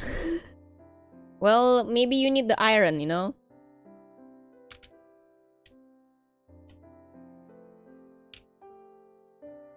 And if there is a buffet where there's just only sushi, you gotta appeal to wider audiences, lol. True. Maybe... Yeah, you're right. Buffets are a trap. I overeat. Oh shoot, wait, she mentioned it. Sorry, in the dialogue. Not a single person got hurt. I swear to God, someone in that building upset the Grim Reaper or something. I wonder who. Another era, perhaps? Lamau. For the first time since she'd met him, Florian smiled. Oh, sweet boy. His hand coming up to his mouth as he tried to muffle a laugh. Maybe you're cursed or something. With everything else going on, that wouldn't surprise me in the least. You've got a nice smile, you know. Florian blinked and his cheeks slowly turned red. What? I said you have a pretty nice smile. That's all. I don't really mean anything by it. It's just nice to see.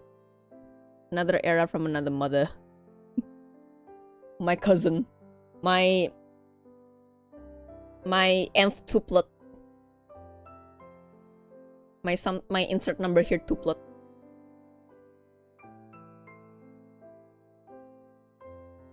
You come up with the most random things. You're meant to just think that kind of. You're just meant to think that kind of shit, not say it. He leaned back, smacking his head gently a few times on the back of the sofa. My headache is killing me. Do you need aspirin? I've got painkillers in the bathroom cabinet if you want. They don't really help. I'll try. You hopped off the couch and headed to the bathroom. Your aunt had left an assortment of pills and medicines in the cupboard, but you didn't have a clue what most of them were for. You scooped up the painkillers, then popped back out. Florian was still in the same spot, but his eyes were shut tight and his chest gently rose and fell with each breath. Are you okay? Don't tell me another imbecile is moving into my quarters. Be quiet. He's sleeping. And these aren't your quarters. I'm just letting you stay here with me because I'm nice. Shh, Barnabas, they say. You're interrupting the poor tired man's beauty sleep, they cry. Well, fine. I'll just be silent then, if that is what you desire. Oh, he grumpy. Carefully, you draped a knitted blanket over Florian's legs, then settled in next to him, watching his sleeping face. He looked peaceful, much more peaceful than when he was awake. God, you really were exhausted.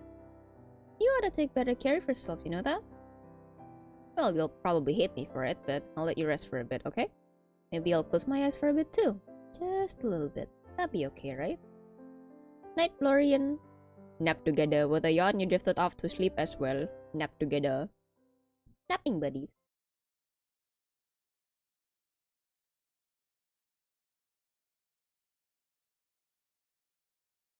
It's nighttime. I am alone in a room with a book with a supposed vampire who's exhausted. Hmm. Hmm. Hmm. You woke. Hmm. Nom, nom, nom, nom. You woke up to the sound of someone shifting beside you amongst the otherwise gentle hum of night. Blood patties. Lazily, you opened your eyes, expecting to see Florian on his feet, embarrassed about falling asleep beside you, but instead, you noticed a shadowed figure hovering above you, leaning towards you? Spooky music.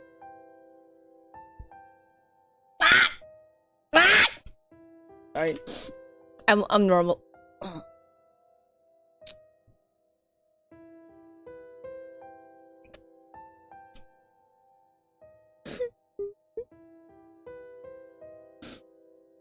Lord, give me patience. Lord, give me strength. Lord.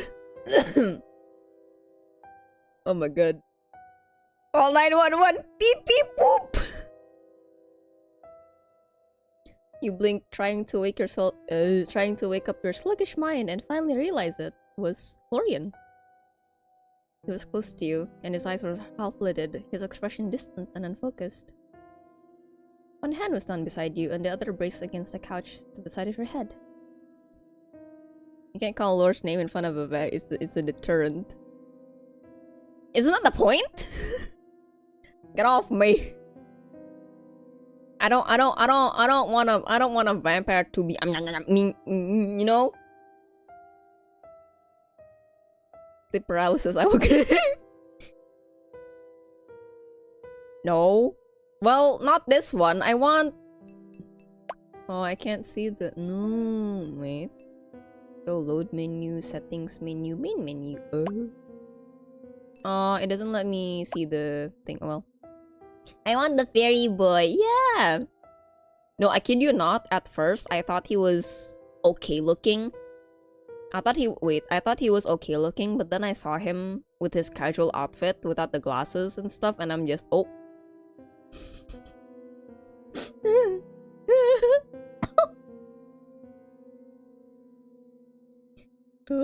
Sorry.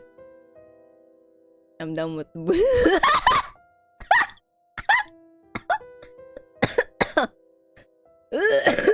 oh god. Sorry. What a statement. No, for real though. Wait, let me show you what he looks like without the glasses. Wait.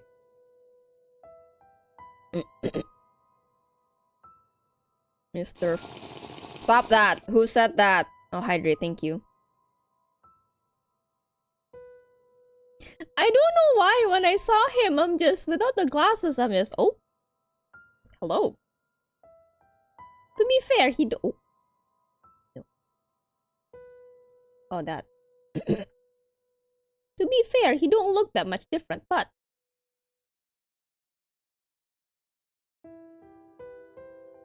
I saw him in his casual outfit, and then he was, I mean, he had a bit of drink, but he very lightweight, so he was like all pinkish, and he was like slurring words, and he was like being very cute. Look at him. Look at him without the glasses. Okay, that's it. I'm done shimping. I'm done shimping. Not really. He was being very cute. Lord, give me mercy. I see how it is. I am peckish. I had a pizza today. I don't know. My cousin also said she wanted to make pasta. I don't know if she actually made pasta or not. She probably fell asleep for all I know.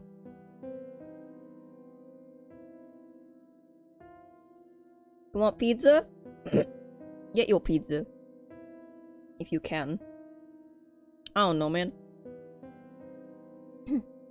Wait, I gotta cough real big. Hold on. Tomorrow pizza day. Woohoo! Tomorrow is sushi day for me.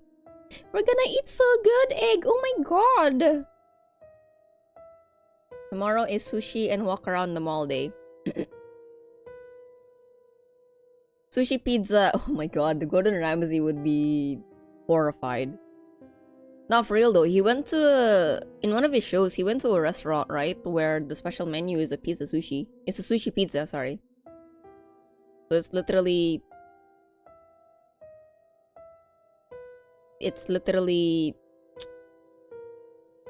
What's the word?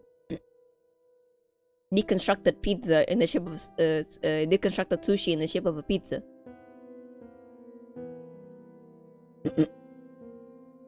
Anyway, back to Florian. He's been looking at me like that for a while now. I think he got something to say. I was making sushi that don't have seaweed, so I substituted tortilla. Okay, was it good though?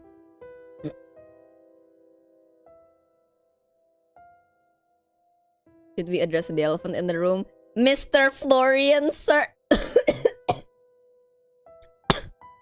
No. Aw. Well, boo. A sudden chill ran through your body, despite the warmth still lingering in the air. Florian? A response came from him. He remained completely still, staring at you. No, not at you, but at your neck? Ah! Ah! Oh, sir! Sorry. Sushi was, in fact, not very good. Ah, I see. Okay, so tortilla sushi fusion is a no-go. Alright, got it. Thanks for the tip. Florian is... Whoa, song, whoa! Me too, though. Same, bestie. His head dipped lower, the faintest brush of his nose against your skin sent a jolt to your nerves, and suddenly, the sluggish fog in your mind cleared as his mouth was inches from your neck, his breath hot against your skin. Your eyes went to his face, then you noticed something, a flash of something pointed and sharp between his parted lips. Fangs. Your body tensed, your heart hammered in your chest, and his breath hitched like he could hear it. Florian. In response, it was almost as if he wasn't truly himself. His posture was wrong, like he was acting on instinct alone. And, in the dark, with a glint of moonlight reflecting off his eyes, his gaze looked almost empty. You felt the faintest graze of his teeth against your skin, a breath distant from sinking in now. A shiver ran down your spine, but you managed to keep a lid in the panic, threatening to break through.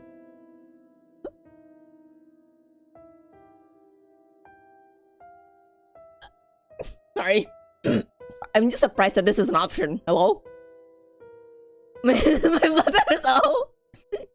Your blood type is O. It stands for, oh yeah, that's good. Oh my god. I just had a skill issue making it. Maybe you could try. Maybe I could. BRB food. Okay. Please.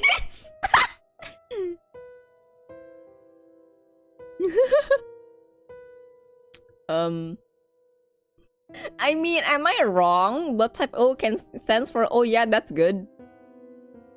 Blood type A could mean, ah yes, that's my favorite. Did I join at the wrong time? A vampire's gonna bite me in the neck. Hi, Ons. Welcome to the Wilhelmus Emporium. How are you doing today? Okay, I don't... Hey, yo! I mean, he kinda cute. Kiki. Hey. I am aiming for another man in this game, so not now, Florian. Another time. Florian! You swallowed, your mouth dry. It was like time had frozen, and the only thing moving was the two of you. For a moment you wondered if this was all a dream. The feeling of the couch beneath you and the tickle of Florian's hair against your cheek assured you otherwise. This was real. You were in danger. You took a breath and sealed yourself. Then, with your hands still trembling, you opened your mouth again. Florian, please stop! Good morning. Oh, I thought I was gonna yell at him. Never mind. At the sound of his name, he blinked a few times and then looked down. Ugh. When he saw where he was, he recoiled as if burned, falling off the sofa and landing heavily on the floor. His breathing was erratic, and his hands were shaking, but he couldn't bring himself to look up. Oh no. My boy. One of my boys. He's such a dork. I know, right? I can see why he's the fan favorite. Too bad I can't see game graphics from here. Florian, it's okay. Calm down. You push yourself off the couch and crouch next to Florian. He angry! Now he's also my favorite. Congratulations! I made you fall in love. Happy to help. You're welcome. Florian, seriously, it's fine. It's all okay. Just take a breath. I tried to put a hand on his shoulder, but he backed up, his face twisted in the pain grimace. I wonder where he... Okay. I don't know... Okay, because I don't know if he was born a vampire or if he was turned, right? And I don't know if he has... I don't know who knows that he's a vampire. And I don't know where he gets his blood supply from. My aunt could have been the one giving him it. I don't know.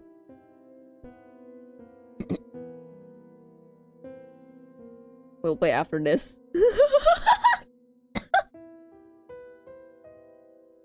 I shouldn't be around people. No. You didn't hurt me. But I wanted to. I wanted to so badly. But you didn't. You inched forward until you were next to Florian again. He turned his face away from you, but didn't protest. His breath was coming fast and ragged, like he couldn't quite catch it. You're a... Don't say it. I'm not a vampire. Don't say it! I told you to not say it. Sorry. Don't worry, you can... Okay! Okay, bestie. I know how you roll. It's okay. You could see Florian's body trembling, even in the dark. I have to go. Is that what all this sickness has been about? You're hungry. I can't do this. Not again. Can't do this to anyone. As quickly as he could manage, Florian pushed himself up and ran for the door. Florian! He was fast. Faster than he should have been, especially given how weak and shaky he had looked. In moments, you heard the door downstairs slam shut. You jumped to your feet and rushed downstairs, knowing full well that Florian was long gone, but wanting to try anyway.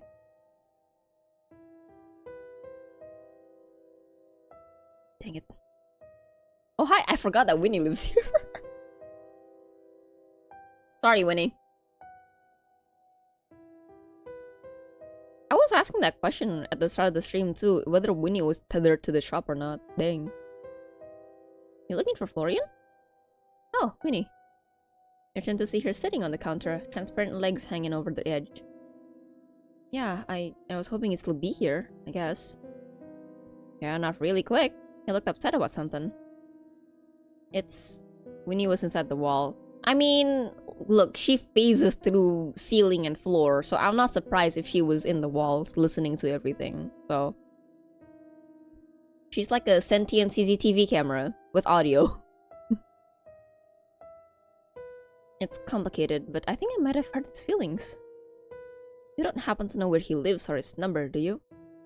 No, Florian doesn't really share that kind of stuff. Right. I'll have to talk to him tomorrow then. Florian Event 1! Heck yeah. Your eyes went up to the clock. It was only 7:30 p.m. You hadn't slept for more than an hour or two. It felt like much longer. Your stomach growled, and you remember that you hadn't eaten dinner yet, and that you were pretty much out of food. I'll have to head out and find a grocery store, so I guess I'll just keep an eye out for Florian. Not that I'll likely find him at a grocery store, if he's really a vampire. Dang it, the door locked. Not for me! It's kinda like, okay, Winnie, get in the room. Unlock the door from the other side. Thanks. You turn towards the door before stopping in your tracks. Is everything alright? Winnie's legs stopped kicking back and forth and she stared towards the ground, biting her lip. She fiddled with her sleeves and kept her eyes away from yours. You asked me about going out for dinner with you, right? Yeah, that's right. I'd love you to come. And I forgot to ask Florian. Well, I want to go. That's great. But I'm really scared. Scared? I haven't ever tried to leave the building. Wait, not even once? No, I'm scared that if I try, I'll just disappear. Winnie's shoulders drooped, then she sighed. It's dumb, I know it is, but I've been here for as long as I remember, and I don't know if it still exists outside this building. If I still exist outside the building. Take a rest for a rest. Night classes are terrible. Alright, Song, I hope you have a good rest.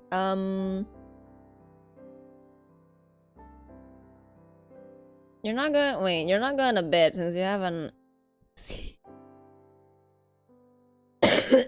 Sorry. Alright, go get some rest, buddy. I'll be here. You'll know when when an interesting scene comes up when I start yelling.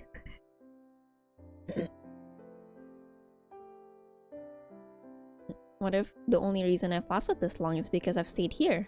What if I really am dead and if I leave I'll pass on? Winnie's eyes went down to her feet and she swung them back and forth slowly. Hey, it's alright. No, Winnie, seriously, it's okay. It sounds scary. If you would rather stay here, we can do something else, just the two of us. But I want to go. I want to spend time with everyone and laugh and have fun. I don't care if I can't eat or anything, but I don't want to be alone anymore. I'm too scared. I'm always too scared. He approached the counter and reached out, placing a hand over hers. He didn't feel like anything. You couldn't truly touch her, but the thought was there. If you want to do it, then do it. Be brave. I'll be right there beside you. You won't have to do it alone. No, what I'm scared of is that what if after she steps out she just poofs? Winnie hesitated for a moment, then pulled her hand back and floated down from the counter. Okay, you're right. I want to go. Thank you. Did you want to try coming out with me now? No? I mean, thanks, but I think I need to build myself up for tomorrow. Alright, then it's a date. If you change your mind, just tell me, okay? And that you double-checked you had your key before heading out into the growing night. The air was crisp and cold as you stepped out of the front door. I can't read. And the wind rustled the trees that lined the streets. There didn't seem to be anyone else wandering about. Then, you suppose most people would be sitting down for dinner or tucked into bed for an early night rest by now. Muddling your clothes closer to your body, you started your way to the main square. Is there a general store here? I forgot the tour. Lucille gave me the tour if I'm not wrong. Town Square was a little more lively than the store, but not by much. It seemed as if a good portion of the shops were closed or closing for the night, and only a few people wandered the streets. It was a far cry from the bustling crowds and bright lights of the city. The streets were clean and quiet, and the houses were well maintained, without any signs of graffiti or broken windows. You could get used to this kind of life. You're at the various stores around the area: a bookshop, a coffee shop, a hardware store, a pharmacy. Then you saw it. Oh, Lucille did show me, okay. Nestled at the corner of the street, a small grocery store. The same one Lucille had pointed out to you when you'd gone out for dinner together, just the other night. The light inside was on, and a small open sign hung in the window. You walked towards it, keeping an eye out for Florian, but to no success. Ooh! Look at that! Look at all that. All locally produced, I bet. The inside was what you expect of a grocery store, though much smaller in scale than the big stores back home. The aisles were narrow and the shelves were cramped, but it seemed like they had pretty much anything you'd need. The lone cashier nodded to you as you passed. No self-checkout here, which didn't surprise you. You won't take over today, computer overlords. Grabbed the basket and began picking out some basics. Milk, eggs, butter, that sort of thing. Hello, sir! Twice in one day. I think that's why they call fate. You turned, hearing a now familiar voice behind you to see Eden leaning against his shopping cart, redhead tousled. Unless, of course, you just couldn't stay away and decided to search me out, in which case I'm even happier. Eden grinned, and it was a little infectious. Actually, the allure of a full stomach pulled me here. Fate it is then. So, what are you making for dinner? I'm tossing up between a sandwich or a cup of noodles. Oh, you shouldn't break out the fine china just for me. Who said you were invited, Laval?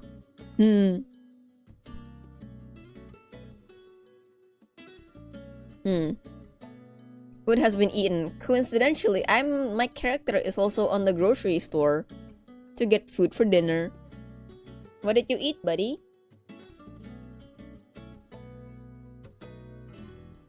Let me finish up my tea while I'm at this. I'm not very well hydrated this stream.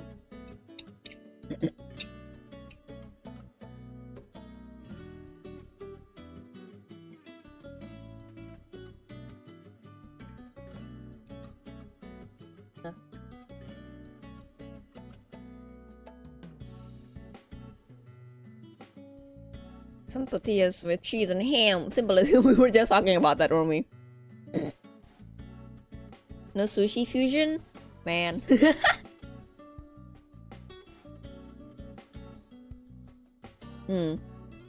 Wait, actually, I forgot. Since I am gonna go out tomorrow, I think it's best if I charge my power bank for a little bit. That's a good idea, Era. That's a good idea. I shall be back.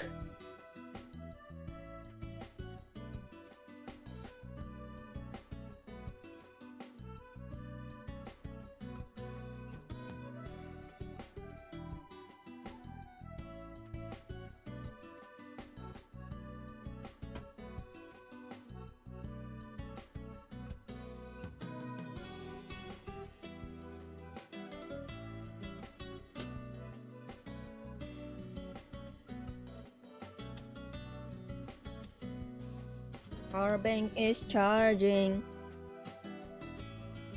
Alright, how am I gonna deal with you, Eden? I don't want to be flirty back to you. Maybe in another route. But who said you were invited? Awfully presumptuous of you, don't you think? If I'm good at anything, it's making myself welcome. He winked towards you. The grin still plastered onto his face. It was hard not to smile back, honestly. Not going for the reverse harem route? No. I don't know if I can, actually. Cause in all of... Okay. They got these things below them, right? So I don't know if that signifies that I can date all of them all at once, or will it be a persona thing where, oh, you dated everybody, now they're gonna get mad at you.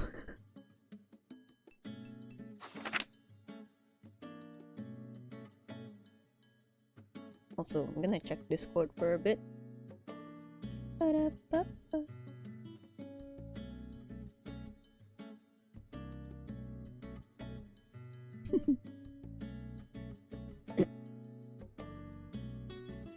Alright.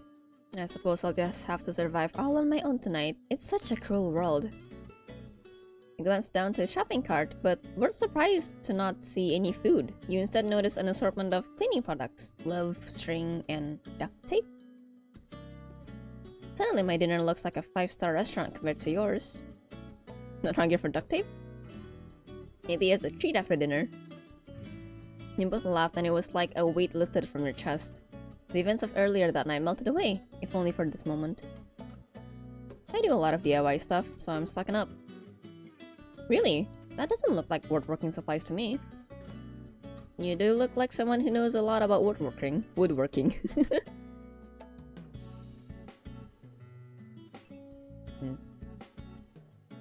I made a chair out of popsicle sticks. What? I had something similar, but like a house, not a chair. I imagine people in engineering and architecture do this a lot. I see a lot of these with bridges, and then the professor tests them with weights. That's funny. Just got mad at all of them first for trying to call you out. Easy win, Lamau. Do the old Oh, I don't have the owner reverse card in my on this setup side. Oh well.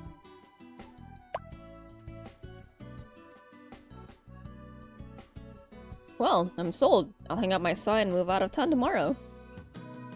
Alright, but if you ever come back, you'll see houses made out of popsicle sticks. Fair warning. Eden smirked and pushed his cart to the side, letting another customer through. Here to join me? Or would you rather stay here in the condiments aisle forever? I want some mayonnaise. I can't think of worse aisles to be stuck in, but I think I'll join you. The two of you started to walk through the aisle, and Eden took your basket and placed it in his cart. When your arm's getting tired. So, mysterious shopkeeper, I'm incredibly curious about you. Oh, really? You are the talk of the town after all. Things must be really slow right now if I'm the talk of the town. You know how small towns are. They'll find anything to gossip about. He picked up a bottle of olive oil and dropped it into the cart. And yet, despite being the most interesting thing that's happened here for months, no one knows much about you. Most people assume that Sylvie didn't have any relatives. He glanced over at you. As far as I'm aware, she's never left Willamist either. What could pull her away so suddenly and drop you in her place? If you say please, I might be honest with you. Really, please? I have no clue. I don't know, dude. I just got a letter. Really, I'm not trying to be evasive, but honestly, I don't know. I have no clue why she decided to leave. She wrote me a letter and asked me to come, and here I am. She'd already left when I arrived. So a mystery then. Even more interesting. But that doesn't say much about you. Wanna tell me a bit more about yourself? Depends on what you want to know. If it's the numbers to my credit card, probably not. Where you grew up, for example. What were your parents like? What's your favorite color? The funny numbers? Eden grinned and shrugged his shoulders. Take your pick, whatever you're willing to share. I see. Ooh. There's a charm check? 10. Wow. I got no reason to hide from him, so they're just basic questions anyway, so. You want me to condense all of my interesting experiences and history down to a few sentences? I'd take an essay if you had one. I don't, but it's never too late to start. In the meantime, I grew up in the city with my mom, didn't know my dad, sees all the way through school, and my favorite color is green. Your turn. Well, actually, I do have an essay prepared, so... He reaches into his overshirt and as if he had something hidden there, but came up with nothing. Dang, must have left it at home. I'm sure you can give me a synopsis at least.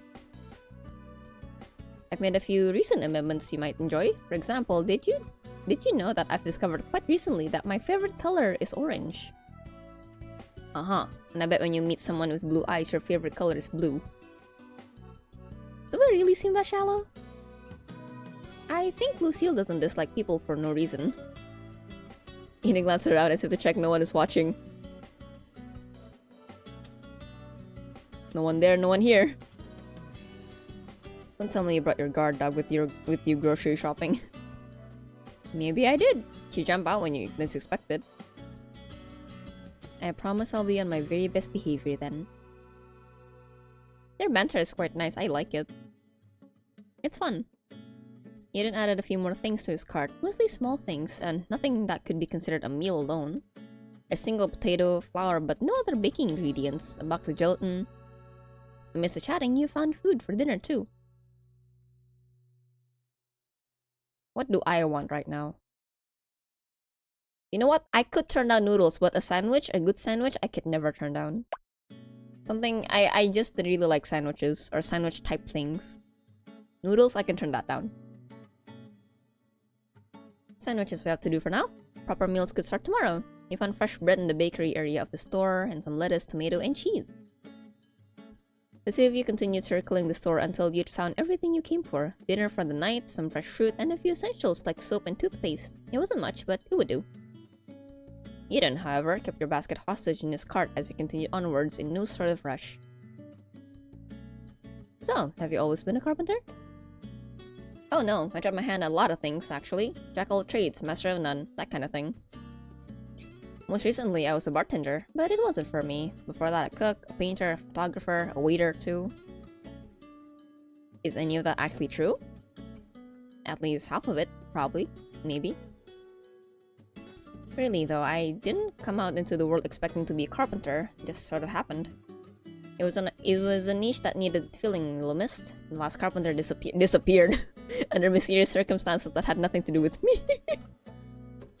Why do I doubt everything you say to me? Maybe you're a good judge of character. He added a couple more things to the cart and then began pushing it down another aisle, when you'd already been down twice already. What made you pick carpentry though? That's a pretty specific skill. Like I said, I'm pretty good with my hands.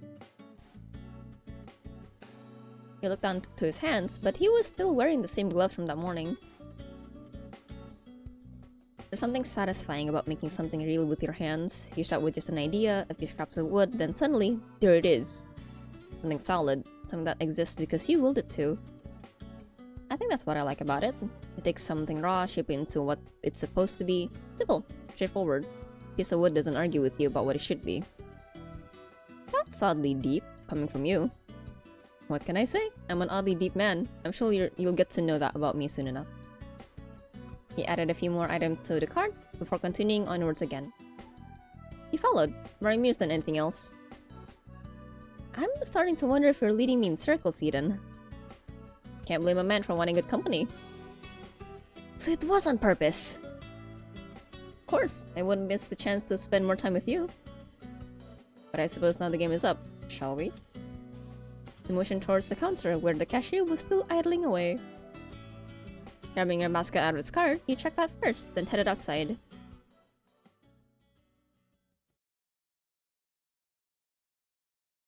Ooh. Hold on.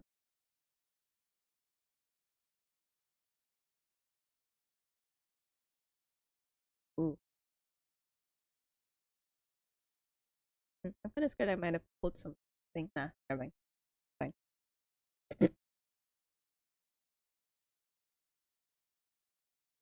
Ugh. It had gotten much cooler again while you'd been inside. The breeze rustled the leaves overhead, and a few stray leaves spiraled down from the branches and landed in your hair. You reached up and shook them loose. Eden followed close behind, carrying several bags. You bought that much, huh? Thanks for waiting. What, did you think I'd ditch you and run off? Maybe. I don't think I've got a good read on you yet. You're interesting. I was considering it, but then I imagined you standing all alone in the cold with the big set puppy dog eyes. Could do it. So that's the kind of man I am in your mind. I don't mind playing that part. Well, I was gonna say a lost child at the supermarket, but I thought you might take offense. Go to the announcement person. Lost child in all three. He flashed you a playful grin before glancing across the road. The street lamps cast a soft glow over the little park nearby. The swings swayed gently in the breeze, creaking faintly under their own weight. Now, since you were kind enough not to abandon me, allow me to return the favor. Oh, what favor is that? You're not going to grab my shopping and keep me hostage again, are you? He nodded towards the empty swings. Oh, and tilted his head at you expectantly. I happen to know that the swings over there have the best view of the stars in town. Trust me. His grin widened. Or not, if you don't want to.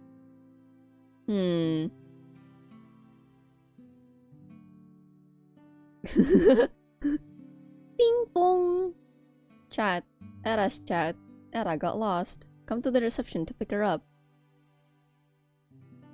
She has dark hair. She's wearing a purple dress with a white jacket. Her eyes are a mix of blue and red. She's short.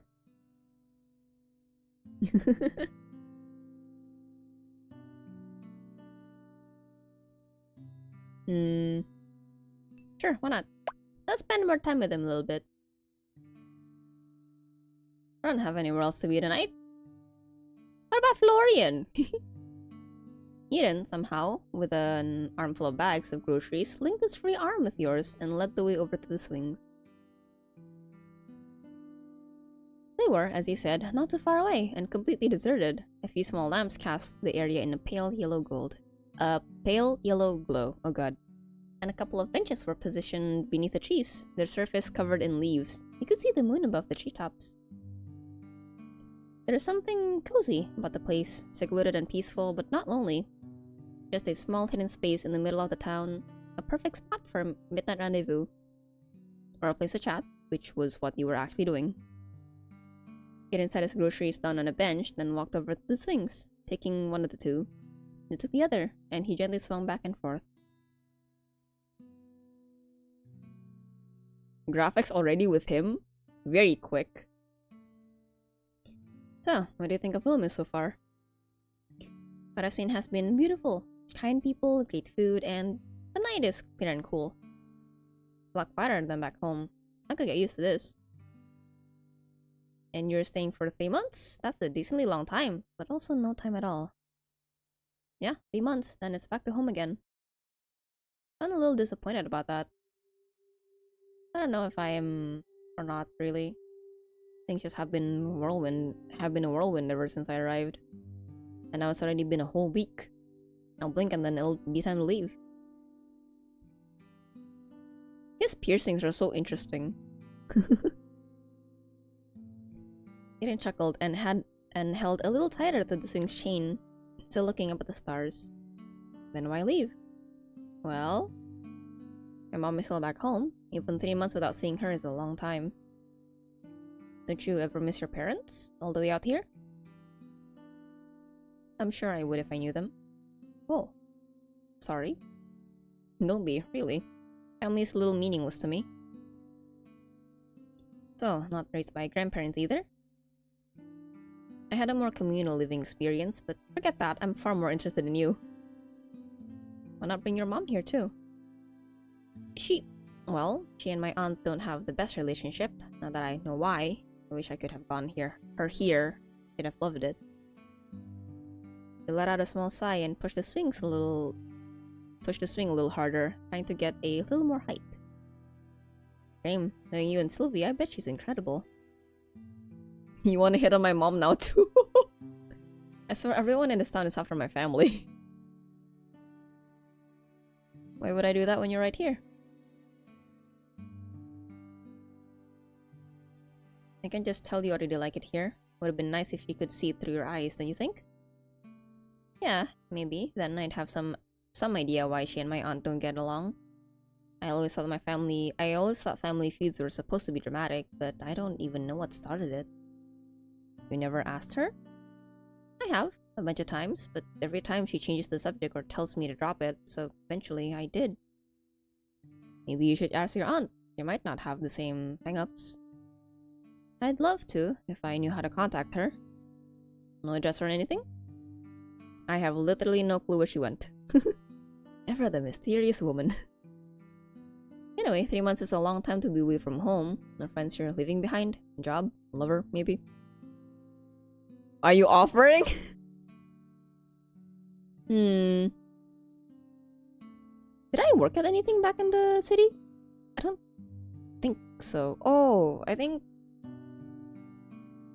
forgot if I was recently laid off or if I was looking for something new. I don't remember. Mystery Hueman, exactly. Factually, I do remember MC saying that she got some friends and acquaintances, but no one really close, so... I do have friends back home, but They're busy a lot. We used to see each other a lot more. We used to see each other a lot more often, but they've been busy with their own things. The growing up stuff that I seemed to skip, getting married, having kids, buying a house. We haven't hung out in a long time. We text us maybe once a week at most. That's like a pretty boring life. Yeah, well, not everyone can be the life of the party like you. Oh, no, I didn't mean it like that. I meant for them. I glanced at him, catching the faintest flicker of something in his expression. Thoughtful, maybe even wistful, though it vanished the moment he turned his gaze back to you. Where though? He ain't looking at me. What, maybe because they're doing all the normal life stuff? Because I let you go. I wouldn't say they let me go. People just move on, right? That's how life is.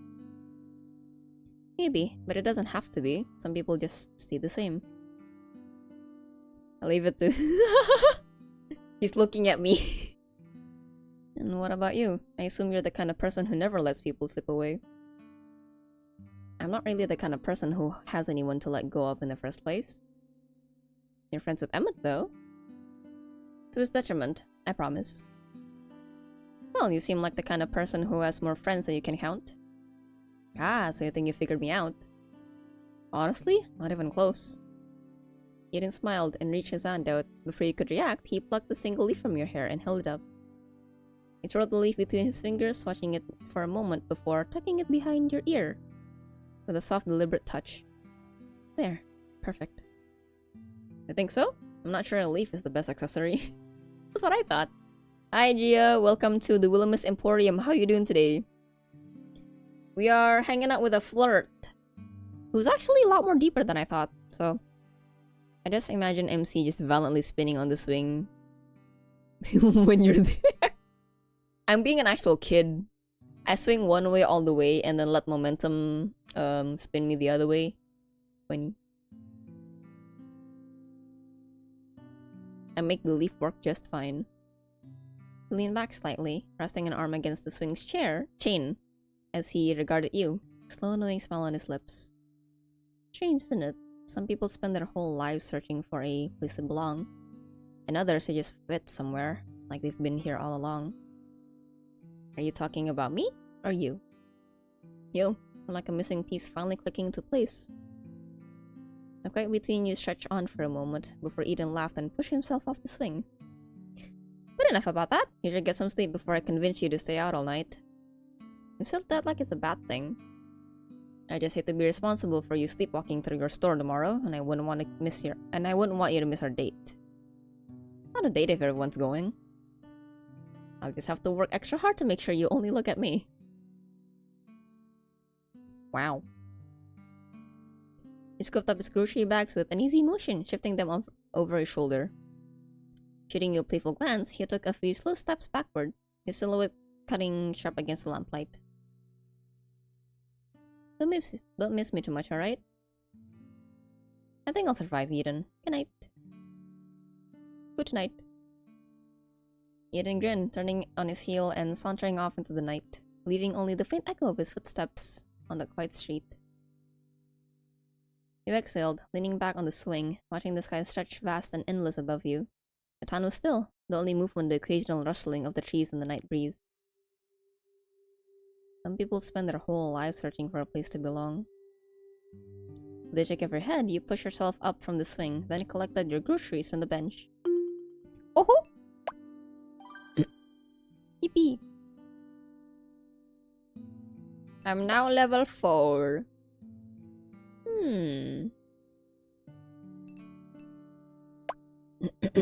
New unlocks. What does that mean?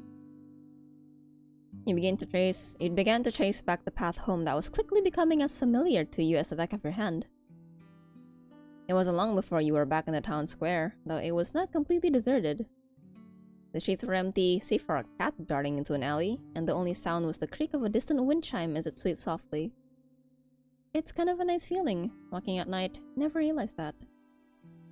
Glanced upwards towards the sky. The moon shone bright and clear, illuminating the night and the surrounding houses. There wasn't a cloud in sight. A beautiful night, all for yourself. Or almost all for yourself. Slender Man? A tall, lanky figure. Slendy Man. Or Enderman, I don't know. A flash of something caught your eye. The form of a tall, lanky figure sitting on a rooftop overlooking the square. You watch for a moment, little more than a shadow, before disappearing out of sight. You kick in your steps back to the store. Florian? You'd hope to see Florian when you arrive back at the store, but he was still nowhere in sight. I wish I had his number or something. Vampire guard dog. Labo. He's... I mean... Batman, I guess. Guarding, you know, Batman, Florian Man, Man Bat. guarding the guarding the son of Willow Mist. I don't know. No, yeah, actually, speaking of Batman, I've been recently reading the webtoon Wayne Family. Quite fun. I know nothing about DC characters, but you know, I'm getting to see them from a slice of life, more casual point of view, which is great. It's a great way for me to get introduced to them all. Approaching the counter, you search for any kind of employee information your aunt might have left, but found nothing, no trace of where Florian nor Lucille lived or a way to contact them. However, sitting on top of the counter, you found a little letter with Era written on it. Setting down your groceries for the moment, you settled down on a stool, then quickly opened the wax seal to see your aunt's graceful handwriting. What? When did this get here? To my dearest Sprout. I hope this letter finds you well, and that Willowmist is starting to feel a little less like a place you've arrived at and a little more like a place you could belong. I've no doubt you've been charming the town left and right, whether you've meant to or not. By now, you might be noticing that things aren't always as they seem. Strange little happenings, peculiar folk with peculiar habits. You're sharp, my dear. You always have been. I won't insult you by pretending you haven't begun to put some pieces together. I wish I could have been the one to tell you everything myself, but, well, your mother would have never approved. She wanted you far away from all of this, and though she had her reasons, I always thought you should be able to decide for yourself. The store, our store, isn't just about antiques. It's about people. It's about community. It's about giving a little help to those who need it, just enough to let them find their way forward. Some of them have come a long way to get here. Some of them have nowhere else to go. But they all need something, and if you listen closely, you'll know exactly how to help them. I hope by now you stumbled across that grumpy old book, or rather I hope he's found you. He's a stubborn thing, don't take it personally if he's been less than welcoming. He was built to be particular about his company after all. But if you listen, really listen, he has more wisdom tucked away in those pages than most people do in a lifetime. I know I left a lot on your shoulders, and I know it isn't fair, but I also know you can do this, my little Sprout. If anyone can, it's you. I have full belief in you.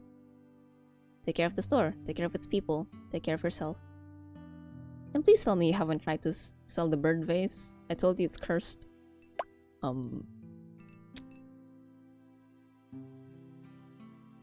No, I didn't. I didn't sell it. Okay. Ooh. With all my love, Aunt Sylvie. P.S. Tell Quinn I'm doing well, and that I think of him often. He always did know how to make me laugh. I do hope the two of you have become acquainted. With a smile, you refolded the letter and tucked it away. Alright, Aunt Sylvie. I'll do my best. You're still not telling me where you went, huh? Retrieving your groceries, you headed back upstairs to unpack.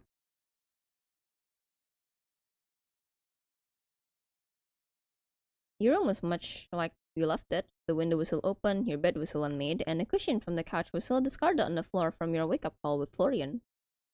A small amount of guilt settled into your stomach as you put away your groceries and made a late dinner. It wasn't much, but it was food. Hi.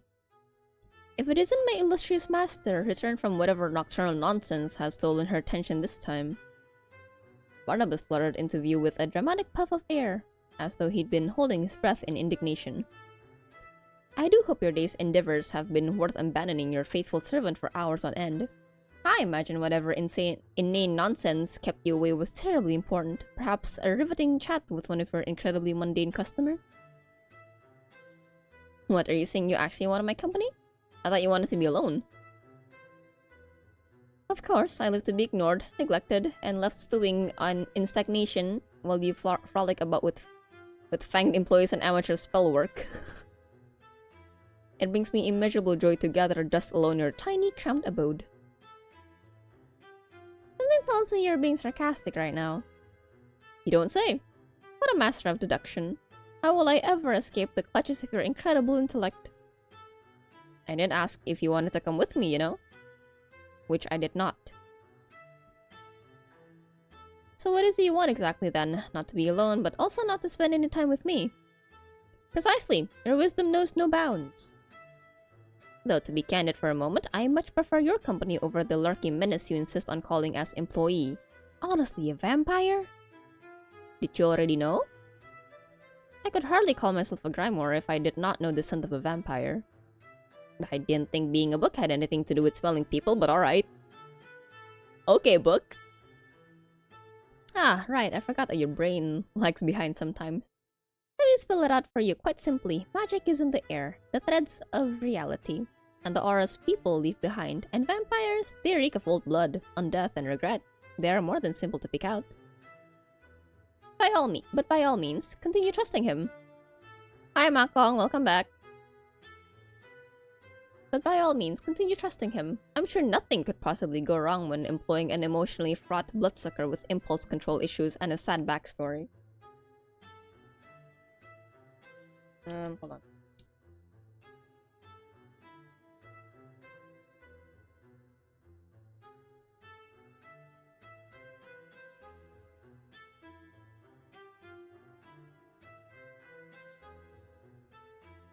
How you doing, Mako? I was gaming with the boys.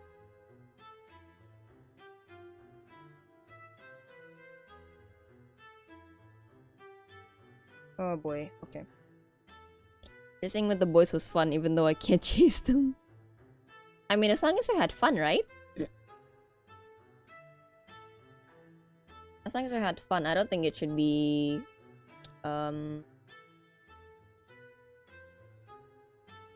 It should be an issue whether you win or lose. Oh my god. Hold on, I need to find something for a bit. Sorry.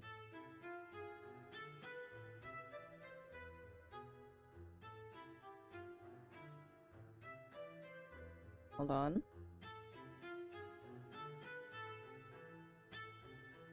Ah, here. Oh. Let's chat with you guys for a bit. While I drink some water. I need to drink some water. But from the rear multiple times.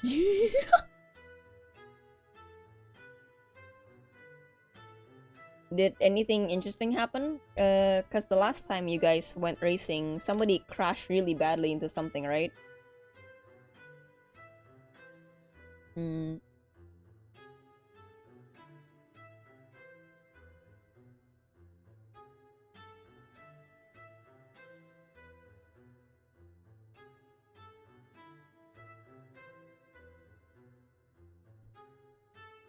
Hmm. Hold on for a second, yeah, guys? I'm so glad that this game retains its audio when I'm not focused on the screen. Not that.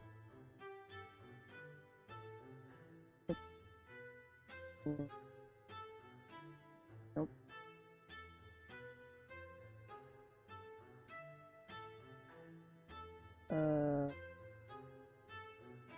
That. Here.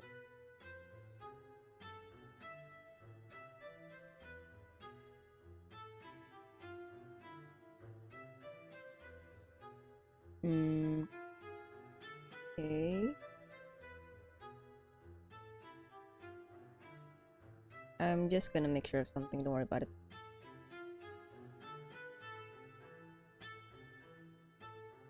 Oh. Ah, I see. Okay. Can't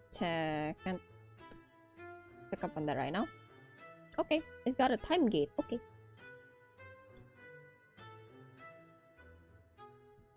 I'm now under the water. Goes out of the map. Isekai. Really? Ah, so Minchel was the one having connection issues this time. Did you have that all recorded? Is he gonna clip some stuff? That'd be really funny. Alright. Not connection issue, game issue, really? He saved the replay. Ah. Did you save it, Gio? I wanna see. Why is egg under the water? How'd you get in there? Get out! Alright, Florian is not really employed by me. He is employed by my aunt. And either way, Aunt Sylvie trusts him, and this store is a place for people who have nowhere else to belong. I wouldn't ever just throw him out.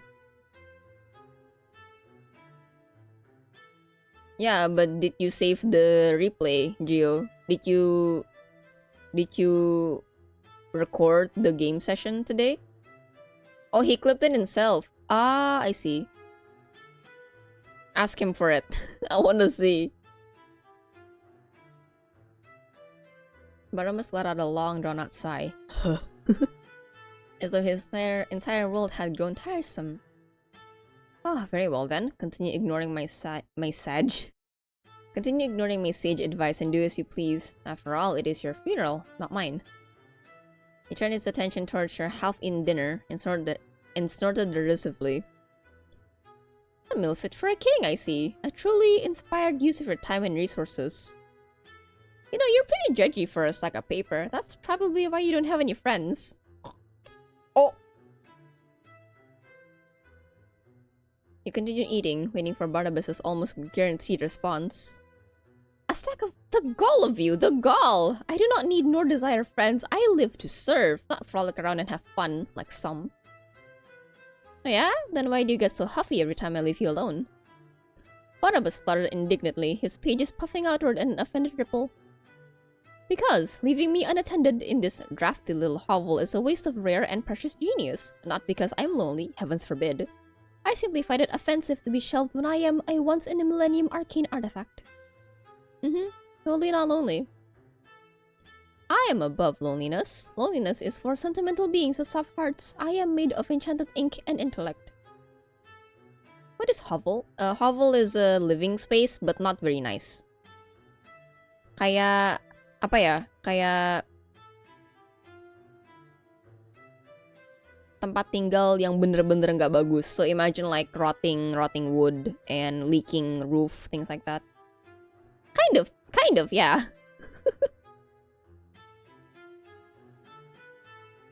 Anyway, I'm arguing, I guess, with Barnabas.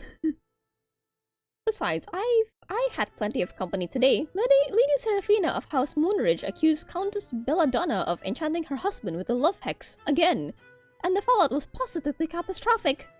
Wine flung, curses shouted, a hat caught fire. Utterly riveting. Now, I could be going crazy, but I'm pretty sure those are the characters from a television show. The real sorceresses of Silverkeep, in fact. It does not surprise me that you know so little about it, but it is a fascinating documentary. A documentary. And you enjoyed watching this documentary? It was a purely academic viewing, a study of interpersonal dynamics among magically inclined nobility. It's research. Did you spend all day watching it? I may have observed 8 episodes, but only because Countess Belladonna's familiar betrayed her and I had to see how that arc resolved. It's for scientific integrity, obviously. Right, scientific integrity. Honestly, if they simply enchanted their contract bindings properly, none of this would happen. Amateur hour, truly. Also, Serafina's illusion magic is atrocious. Her whole tower is a lie, and no one is talking about it. You do know that's all fictional, right? Obviously. But some elements ring true. Magic, after all, is based purely in reality. There have been countless Lady Serafinas and Countess Belladonnas throughout history. Anyone like me in there? Nice reach. Yes, this is a very true recounting of a very real experience that happened to this person. Yes. I should tell my future mate to call telenovelas research. I mean, you get to learn what to do and what not to do in situations, right? So I guess it's research. Why, yes, there happens to be a talking toad that advises the Countess. I believe the character is called Toadsworth. You share many qualities. Careful there, Barney. Compliment me too much and I might accidentally fall for you.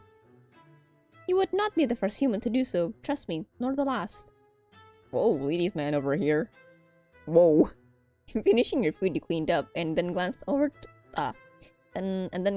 towards Barnabas, who was still watching you. It's late tonight, but maybe tomorrow we could do some more practicing? I'm always prepared to further your knowledge and skill.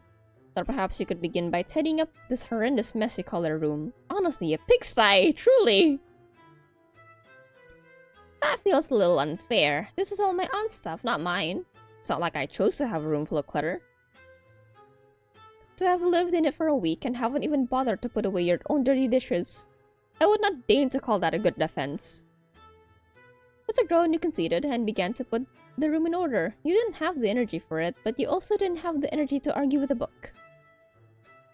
Oh, by the way, is my whole magic shtick meant to be a secret? Do I seem as if I have the answer to every question?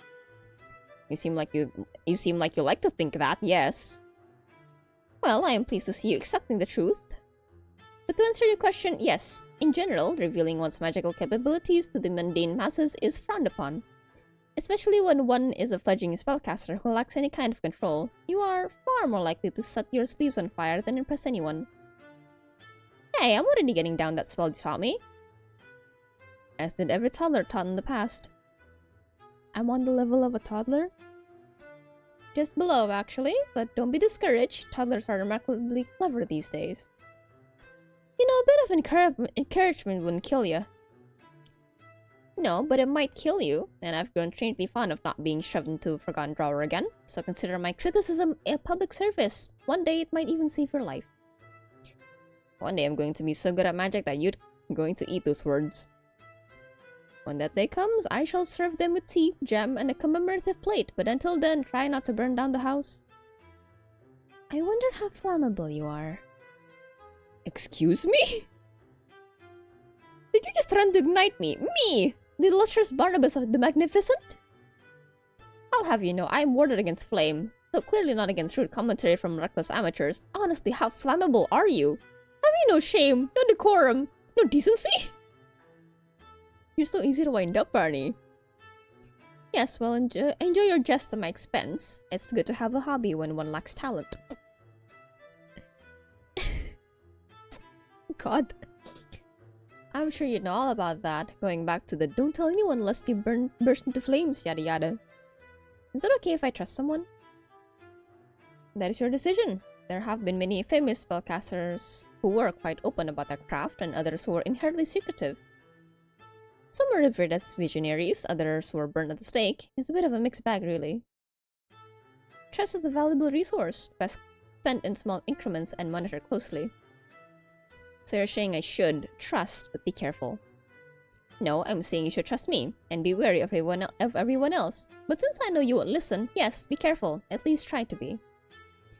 Magic may be your inheritance, but secrecy is your shield. You don't yet know what kind of eyes might be watching, or what they want.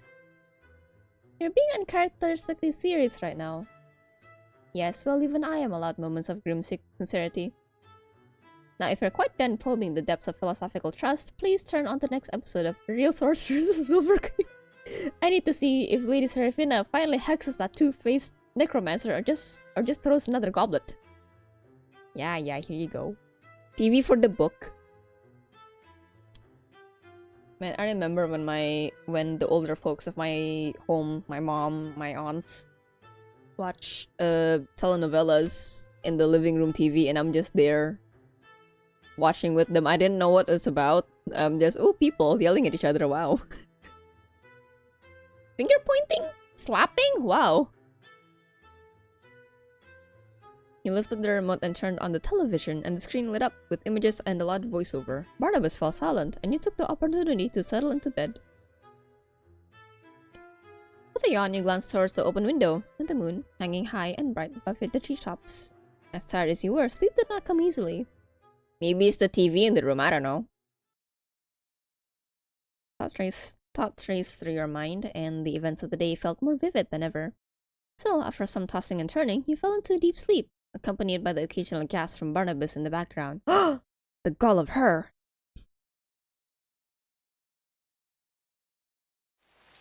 Oh, it's rainy!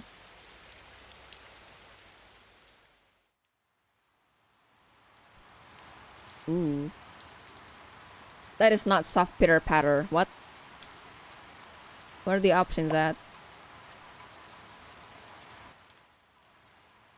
That's better.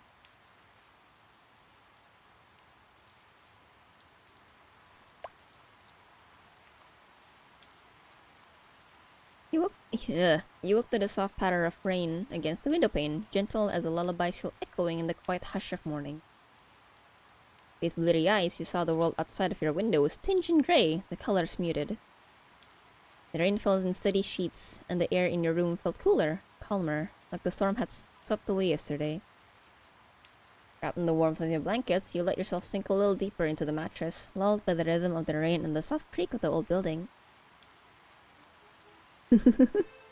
Oh, he watched all night! Well, I guess he doesn't need to sleep, but... You would not believe this! It's just preposterous! Lady Seraphina has betrayed Countess Belladonna for a third time! This time there were public hexes thrown about as if they were common insults! You picked out of the covers toward the TV and found Barnabas still on the couch where you left him last night. Light filtered through the rain-speckled window. Gone. And the room still held the quiet of early morning, but of course, peace could not survive Barnabas. And don't get me started on Lord Thistlewick. He's faked his own banishment. Banishment? Who does that? Barney, did you even sleep? I am a sentient Dremor. The fact I must explain this to you so often, however, does not surprise me, as I believe your brain never fully developed. Oh God, Barnabas! I transcend such trivial mortal needs like sleep or hunger. But if I were capable of exhaustion, I would say I am running solely on indignation and disbelief. You watched that show all night. Naturally, I could not possibly pause when Countess Belladonna was teetering on the brink of scandal-filled exile. I have two options: lay in bed and listen to my book talk about an unpopular TV show, or get up and get to work.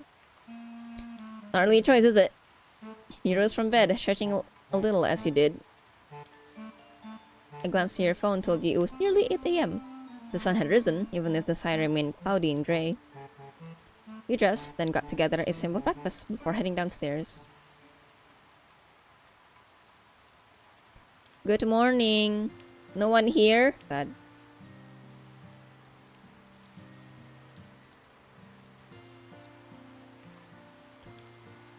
You came down the staircase expecting to see Lucille, the same as every morning, standing guard near the door.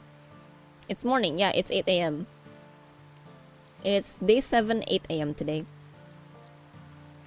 But she was nowhere in sight. Instead, you noticed Twinny, sitting at the front desk. Finally! You're awake. Were you waiting for me? Not really waiting, exactly. I was just getting lonely. Florian is usually here overnight, but after he ran off yesterday, he hasn't come back. I'm sorry, Winnie. You know I'm just upstairs, right? You can always come hang out if you're feeling lonely. I guess I didn't want to make you get hurt again. What, are you still thinking about the glass thing? Don't worry about that, it was a silly accident. Then maybe we could have a sleepover sometime. I'm sure Barney would love that. Who? Oh, did you have a secret boyfriend hidden upstairs? Wouldn't that be exciting? Alas, no. He's a stray I picked up. A cat? That's even better than a boyfriend. No. What the hell, we're friends, right? Yeah, of course. The bestest friends ever. He's a book. A book. He's called Barnabas. He talks and everything. Got a bit of an attitude problem, though. Winnie stared at you blankly. Like a diary. A spell book. Whoa. Like magic and stuff? Apparently, there's some things my aunt didn't tell me about her and myself. Typical, huh? You're a witch. You're a witch! Oh my god. I am a witch. I'm gonna cast funny spells on you now.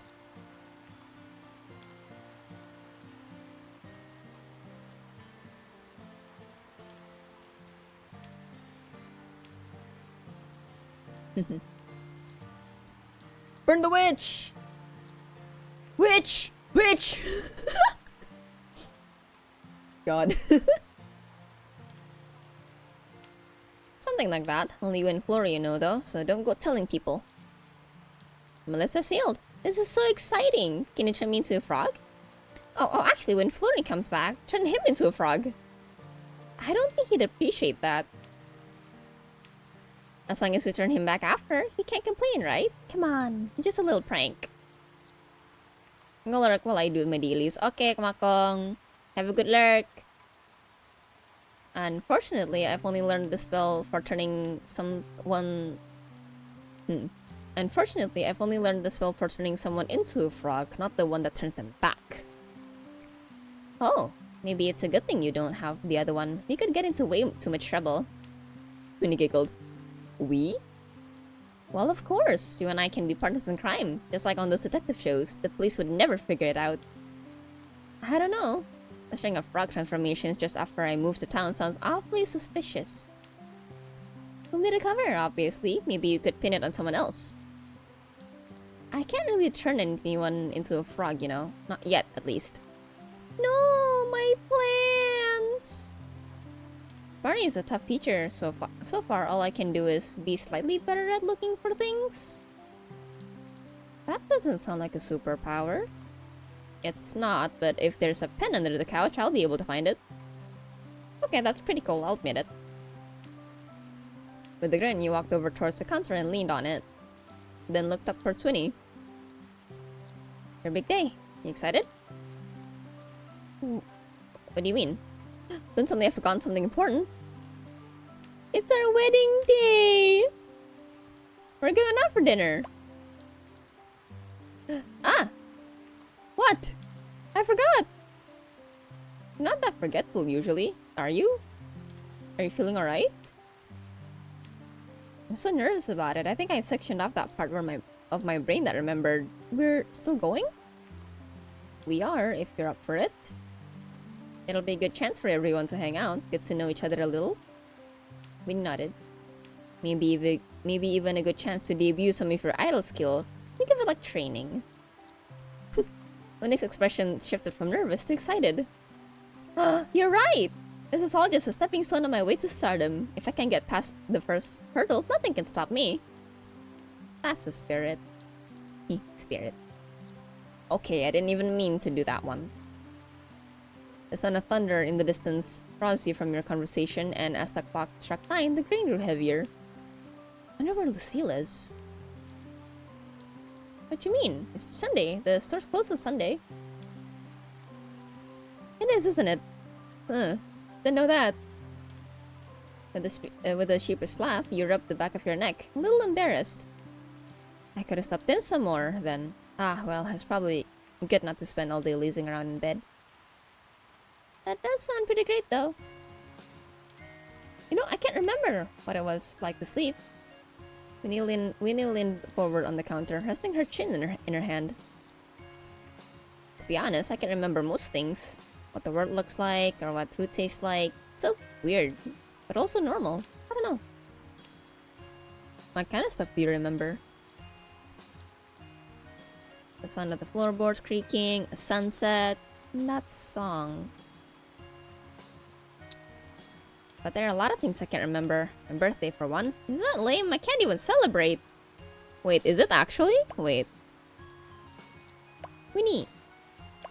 Oh yeah! Well, why not today?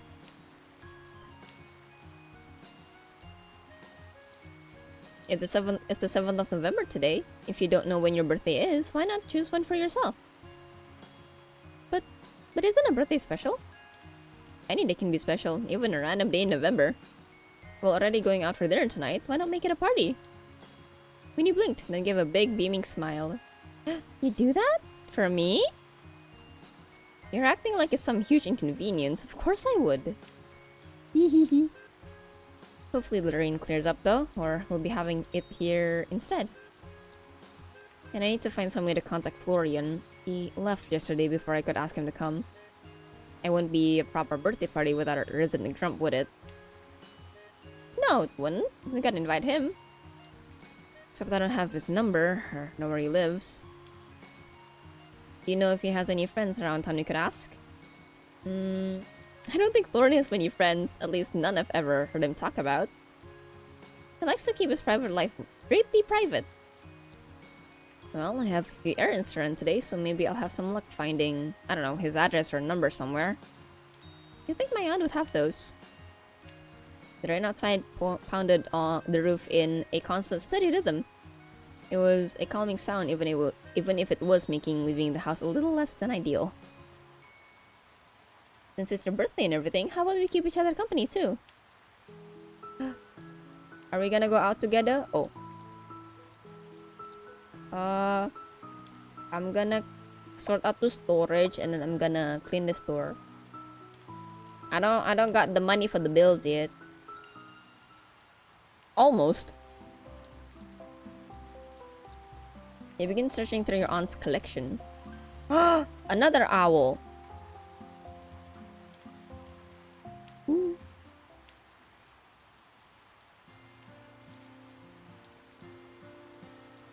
If it isn't the amazing Winnie. Adding a new nickname to the collection? I'm working on my compliments. Let me know how it went, won't you? Well, I'd say an 8 out of 10. I think you can do even better. How about Winnie the incredible, gorgeous, talented, lovely, wonderful ghost girl who is a joy to have around the shop? That's more like it. She practically bounced in place, grinning brightly. What are you up to anyway? Wanna hang out? That sounds way more fun than sweeping, but the dust doesn't go away on its own. Cleaning is boring! How about I help? After just complaining about how boring it is. It'll be less boring if we do it together, don't you think? Can you even hold a broom? No, but I can do spooky ghost stuff, so I'm sure I could blow the dust into a neat little pile or something. Huh, that actually sounds pretty useful. You know what'll be fun? How about we make a little bet? A bet about who can do the most cleaning. How are we gonna judge that? The judging part isn't important. What the bet would be though? I'd say in a competition, the judging part is incredibly important, but who am I to argue with the competition queen? Fine, you're on. Try to out-clean Winnie. Ooh. I'm not gonna win this. Yep. I don't think I've ever worked so hard in my entire life! It was 45 minutes later when the two of you took a break, collapsing onto the front counter with a groan. Wait, can you even get tired? Oh yeah, I forgot. And here I was feeling guilty for making you clean. You didn't make me do anything, I offered, and I had fun. Who do you think won? I'm not sure I can tell. You both did. I mean, the shop looks amazing, and that's the important part, right? Can't argue with that. Well, I better get back to it. Have a good day, Winnie. Bye, Winnie. Ooh. Cleanliness increased. Oh, max cleanliness. Oh my goodness. It's sunny again. The sun was beginning to crest over the horizon when the rain ceased and the sun peeked out from behind the clouds, painting the shades and buildings in a wash of color outside the store. After a busy day around the closed store with Winnie, you were unsurprised to not find any way to contact Florian. With a sigh, you began to think. Ben might know. Maybe Emmett? What can I ask? At that moment, oh! Who is it? Is it Florian? At that moment, the chimes by the door sounded, and the door opened timidly. Sorry, the store's closed to... Standing in the doorway was a familiar short man with dark hair, wearing a slightly oversized jacket and headphones around his neck. He looked looked towards you almost sheepishly. Hi! Can we talk? I'd say we already are. Here at the back of his neck, not meeting your eyes. Yeah, I guess so. I'm, sorry for running away. He glanced towards you, but quickly away again. And sorry for what I tried to hurt you, so... This sucks. Apology accepted, but on one condition. Can you tell me what's going on with you? Yeah, I guess that's fair. Where's Winnie? She's upstairs still. I'm guessing she doesn't know. No, no one knows, except Sylvie. I had to tell someone. Look, this is new to me. I'm a vampire, I guess. I don't know. It's not like I chose this, and... Yeah, I hate blood. The smell, taste, it's disgusting. Try to avoid it, but sometimes I'm not in control. I get so hungry, but all my old favorite foods just don't work anymore. Oh, so he can still eat people food. Okay. Because I do know that in some media it's not to sustain them, it's just for flavor.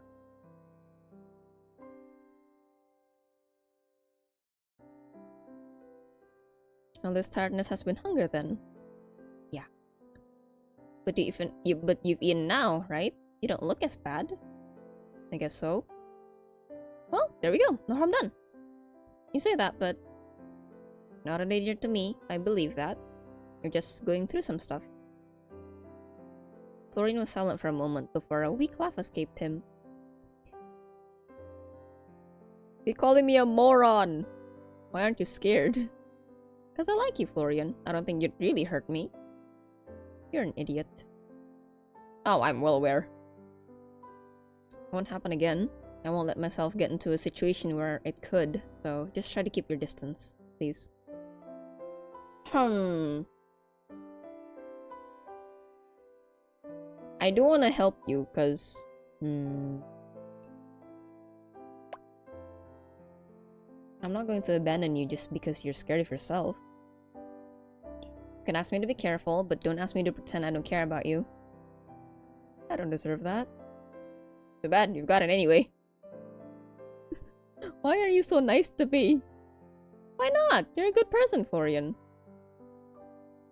Florian stared at you blankly, a confused, almost pain expression on his face, as if the very concept was foreign to him. With a deep breath, he looked away from you, then back. Just don't expect anything from me, alright? I don't want to drag you into my bullshit. Then don't, but I'm going to stick around either way. Now, I've got a question for you. How does one go about inviting a vampire to a birthday party? A what? I meant to ask you yesterday, but things got a little hectic. Eden invited us all out for... I'm just now realizing we're going out for dinner with two people who can't eat. God, am I just that insensitive or what? You're inviting me out. Yeah, of course. I'd love for you to be there, but if you don't want to, I'll go. If it's fine. It's more than fine. It wouldn't have been the same without you. Where does the birthday thing come into it? Oh, we decided it's Bean's birthday today. It's her birthday today? Likely not, but today is as good as any day for someone who doesn't remember their birthday. There was another knock at the door, and it slowly opened once again as Lucille walked in, though you almost didn't recognize her. But the first time since meeting her, she lacked her characteristic armor, and instead wore a much simpler blouse and trousers. Woman! Oh, she looked good in blue. Good afternoon, Sir Florian and Era. How do you fare on this fine day? How's it fine? It's been pissing it down with rain all day. And now the sun has risen, and the rain has departed. It is a blessing indeed. Nice to see you, Lucille. Hi. Hi, bestie.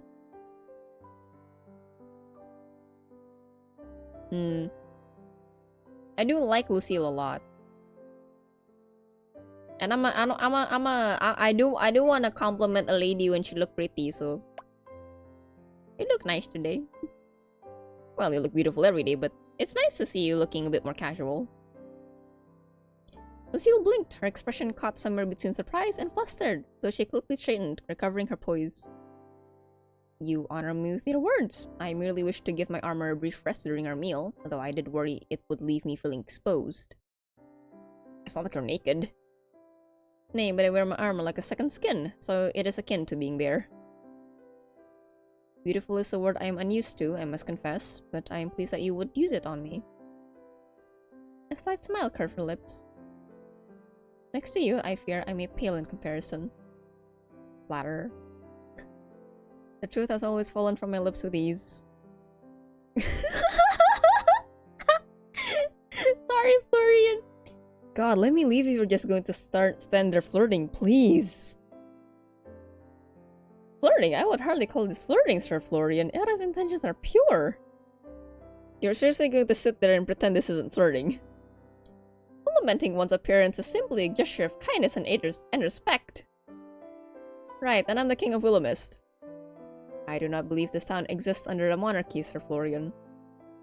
Florian sighed. It was sarcasm. Ah, my mistake.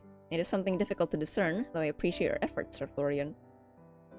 Yeah, whatever. Everyone's here. We're missing 2 people. Not quite everyone. Emma and Eden haven't turned up yet.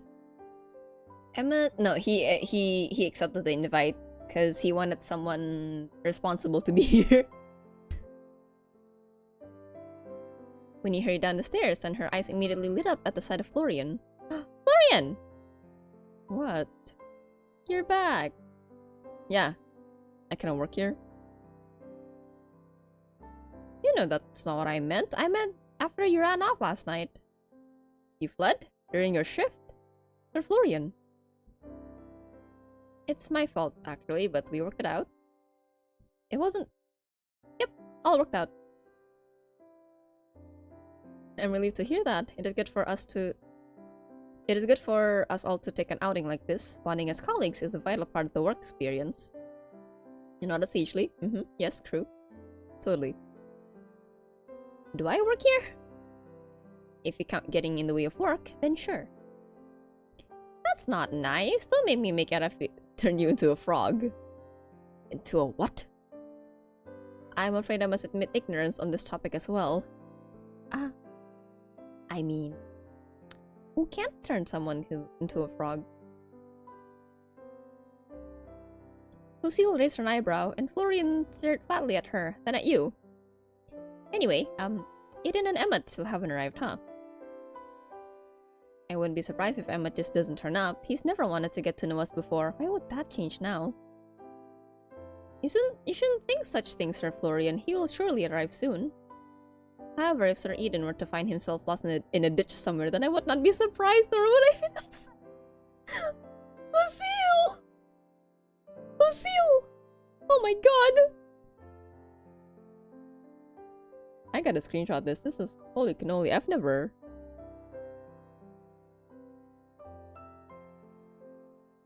I have never seen her.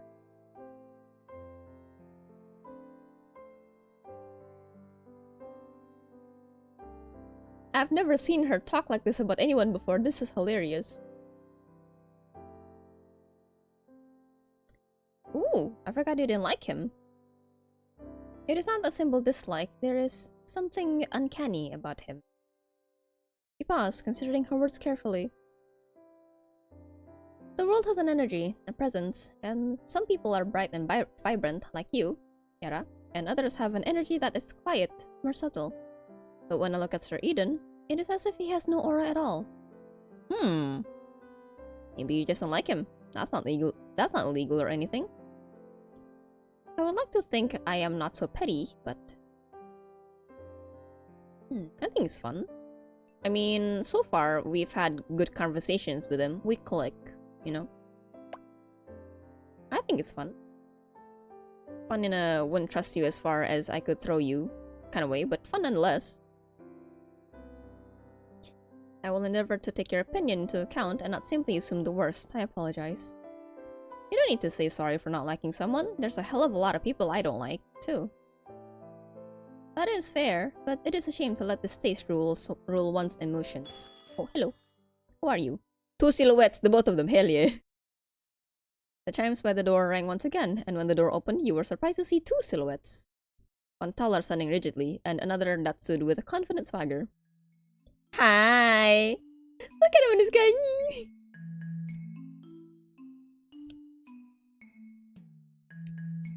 Honey, I'm home! I told you not to say that when you got here. And I told you I don't listen. Now, who's ready for a night on the town? It's dinner, not a pub crawl. Emmett, Eden, I'm surprised to see you two arrive together. We happen to bump into each other. Fate can have such a heavy hand. You were loitering about outside my house all afternoon. I would hardly call that fate, even if such a thing were to exist. Fate works in mysterious ways, my friend. As I said, it is hardly so mysterious, that fate. God save me. I don't think even God can save you now. Sorry, Emmett, I don't think even God can save you now. You don't need to remind me. Good evening, Sir Emmett, Sir Eden. It was a good evening, yes. And I'm sure it will be still. I don't think I've ever seen the store so full of life. Too much life if you ask me. Ignore Florian, he's being a sourpuss. What? Come on, it's my birthday, cheer up! Your birthday? Well, no one told me about that. Actually, we just decided this morning. How very curious of you. This makes me think you don't know when your birthday is, perhaps. Well, it might be today. That's a 1 in a 365 chance. I don't know about you, but I like those odds. Honestly, I think it's a great idea. We should all get birthday cake whenever we want. That'd be so great, though. I've been thinking about, who's that? Who are you? Oops.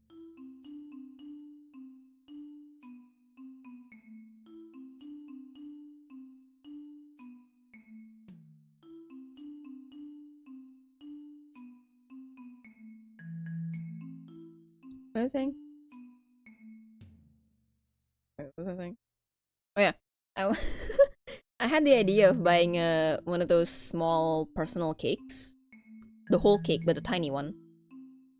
Because I've seen some places who can make really nice custom designs, but also, I would need to be in the mood for that. I haven't had cake in a while, actually. Maybe tomorrow, since we are gonna go out. Anyway. That sounds fiscally irresponsible. Cake is never fiscally irresponsible, Emmett. I bet you can have a secret sweet tooth hiding under that suit somewhere. Sweet tooth or not, sugar should only be consumed in moderation. So you do like cake? Of course he does. This big guy is a huge softie deep down. I think I've seen the key ring in your pocket. It holds keys. It holds keys, Eden. And it's also an orange cat wearing a bow tie. It was a gift. Oh, I want to see it. That is hardly necessary. Come on, Emma, it's her birthday. It is quite literally not her birthday. You wouldn't want to be disappointed the birthday... You wouldn't want to disappoint the birthday girl, would you? Fine. He reached into his pocket and pulled out his keys. Attached to them was a tiny crocheted kitten wearing a bow tie. Oh my god, that is so cute. Looks like, huh? Might look like me. It does not. It definitely does. Look at that fluffy orange hair. A coincidence then, that's all. Whatever helps you sleep at night, big guy. I've owned this for months. It is hardly related to a person I have met in the last week. But it does look like her. Truthfully, it is a remarkable resemblance. A fascinating observation. Now, are we going out for this not birthday, or did I come all this way for nothing? We're going. Come on. I got us a reservation and the best place in town. But that happened to be the Silver Oak. I'm unsurprised to see someone with such good taste already knows about Willem's best-kept secret. What part of it is a secret? It's like the only restaurant in town open past 6 p.m. Really? Really? Eden here is prone to hyperbole. You should not put stock into anything he says. Then shall we make our way there? If we are not to be late. What time is it right now, actually? The group began to file towards the door, and you held it open for everyone to leave ahead of you, until only one person remained. Winnie, how are you feeling? Would you believe me if I said good? Is that the truth, though? Mina looked up at you and then smiled, the same bright smile as always. I guess I am a little scared. But I'm excited too. It feels like I've never stood under that big open sky before, even if I'm sure I have. Thanks for what? For coming to this town. Well, I should be the one thanking you for giving me such a warm welcome. No way, I should be thanking you. If I remember correctly, I think I give you kind of the opposite of a warm welcome. Let's agree to thank each other then. Deal? Deal. Come on, everyone's waiting. You held open the door and stepped outside first. Is she good? Outside the shop, the street was quiet. There was no traffic, and the storefronts across the street were dark and lifeless. It's that late, I see then. Winnie stepped out after you, slowly at first, her movements guided by hesitation and fear, but that quickly gave way to something brighter and bolder.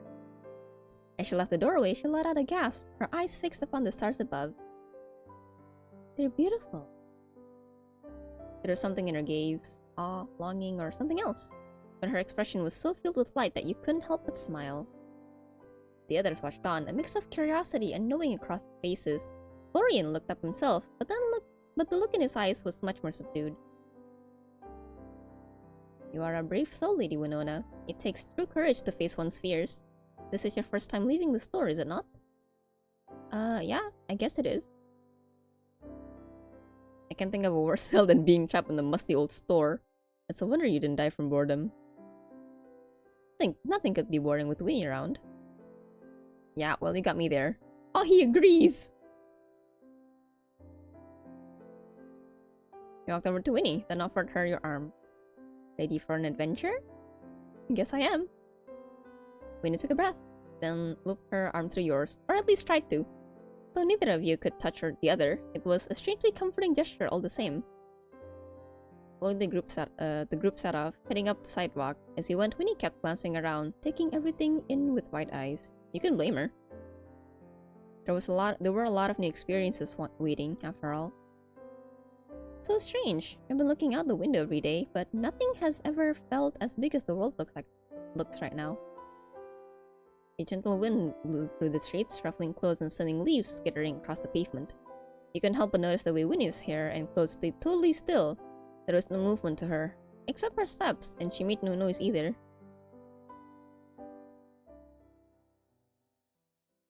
Hi, Quinn. I missed ya. I'm gonna save this.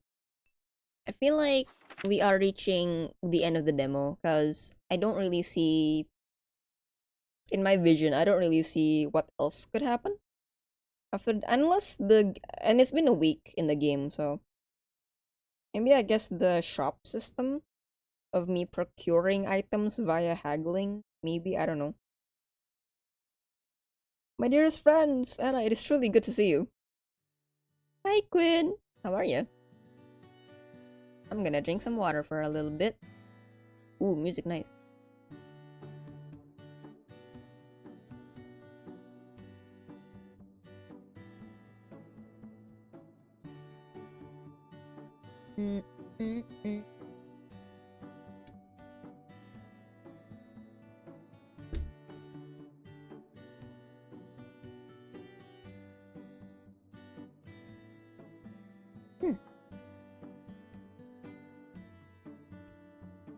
Huh.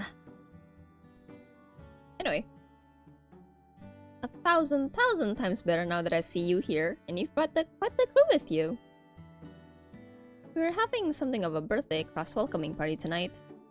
How very wonderful! My friends, I will give you the finest service this humble restaurant has to offer. Thank you, Sir Quinn. We appreciate the hospitality.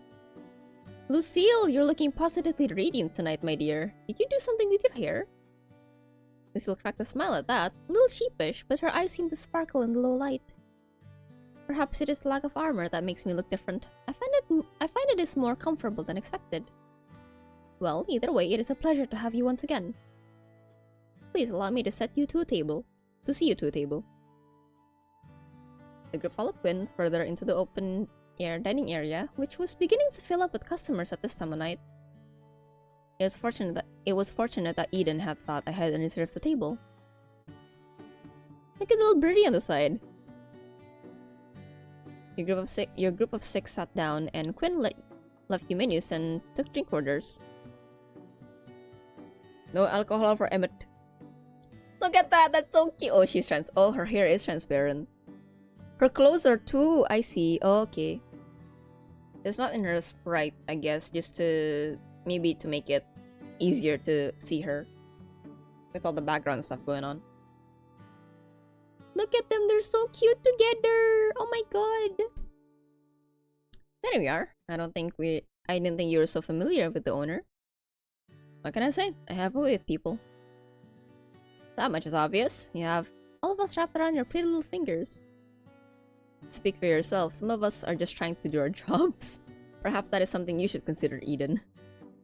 Are you trying to tell me that your relationship is entirely business? Entirely. That is how an employment contract works, yes. Eden lets out a laugh at that, shaking his head. You play so hard to get. Emmett pushes up his glasses, crosses arms, and looked away from the table.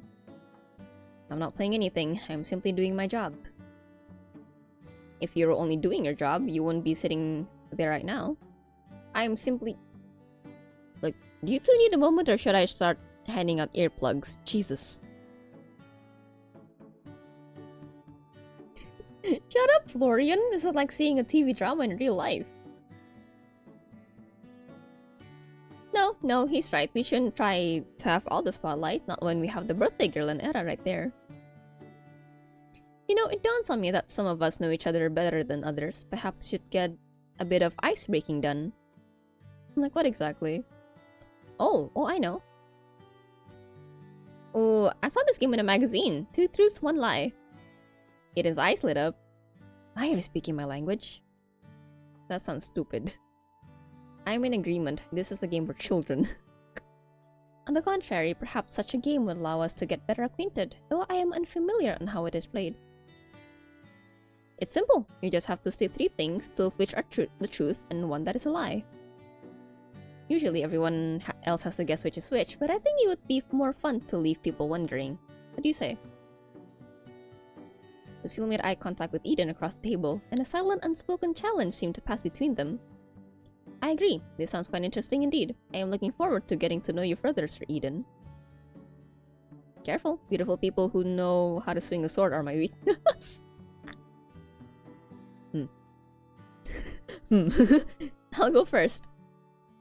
Do I really have to play?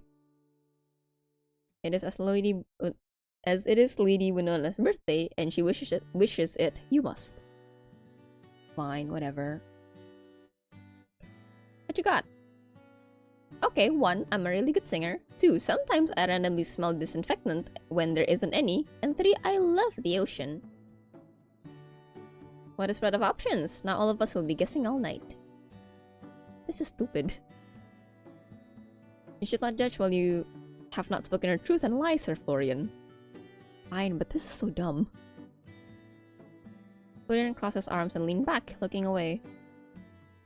1, I used to be a vegetarian. 2, I'm an only child. 3, someone tried to kill me. What? Florian! Oh. Okay, I know which one of that is a lie. Florian! There. Are you all happy? I know I am. Well, kinda, as long as someone didn't really try to kill you. Who knows? He just shrugged at that. It seems you are all learning more about you by the moment, Sir Florian. Great. That's just what I want. Great. Allow me to go next. I have prepared 2 truths and a lie, and I trust you will not easily be able to decipher the falsehood among them. Firstly, I was knighted before my 18th birthday. Secondly, the last time I saw my homeland, it was burning. Lastly, I held the crown of a fallen king for 3 days until his people could bury him. We had the date with her. I remember... Was her homeland burning? I remember that she got transported while she was fighting, but I don't remember if her homeland was under attack or not. They deliver all three with such confidence that I suspect they're all technically true, and the lie is in the semantics. You do not seem like the kind of person to lie otherwise. Now you're getting into it. Emmett pushes up his glasses again. Then tap his fingers against the table thoughtfully. I would suspect you were knighted on your 18th birthday. I think you probably did hold someone's crown, but it was for more than 3 days. Ooh, or Lucy was still there after her homeland stopped burning? Look what you've done. We're not even supposed to be guessing. You're quite good at the game, Lucille. Thank you, Sir Eden. Just Eden is fine, you know. Aren't we friends? Sir Eden. I suppose I'll go next, if only to get it over and done with. The pink in my hair is natural. I grew up a town over from Willowmist. I've never had a cavity. I know that Emmett isn't a local.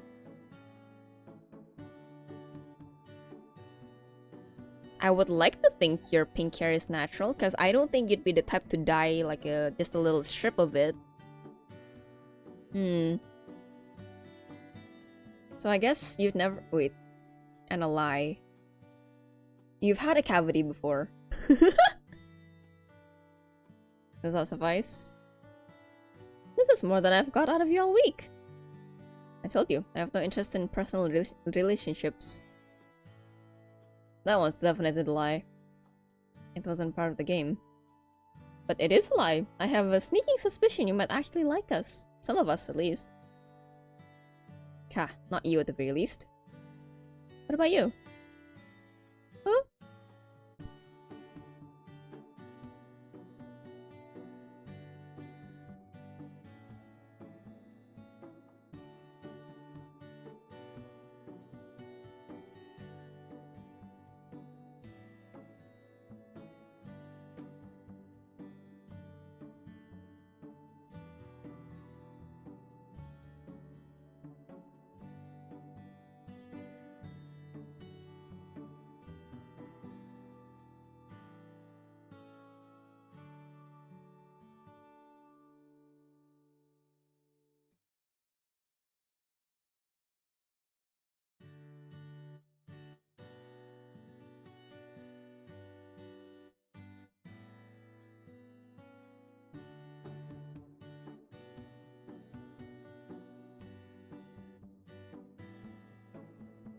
Let me drink some water.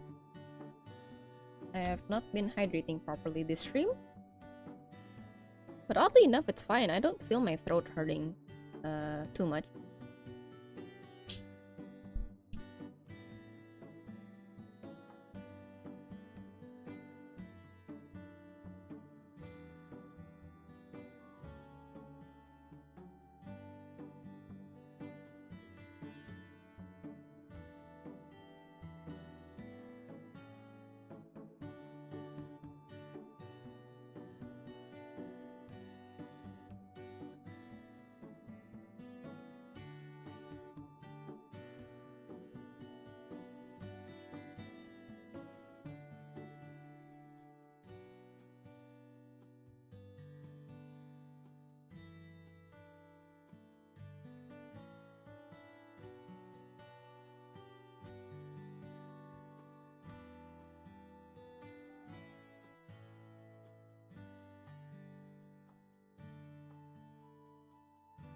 Alright, I'm back.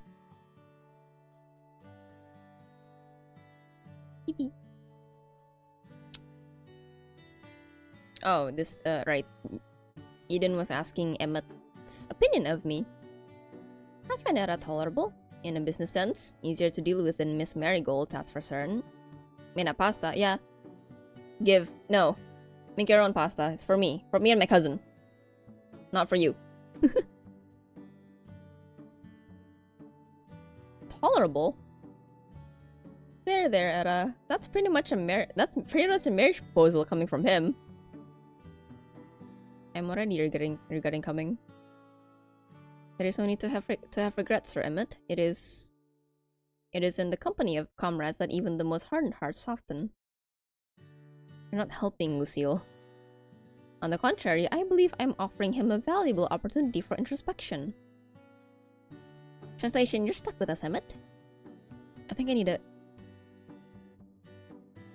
No, what about the ones from... hi! Drink? Then rejoice, my friends, for your wish is my command. Quinn set down drinks all around the table, a wide smile on his face, before pulling out a small notepad and taking your orders. He watched as everyone ordered, minus Winnie, before it stopped at Florian. I'm not really... Go on, Florian, it's my treat. Drinks? Yeah. We're at a restaurant. We are celebrating the ghost girl's supposed birthday. Is it actually noted? Hold on. Oh, not yet. It's not noted. Thank you for the redeem. I will have water.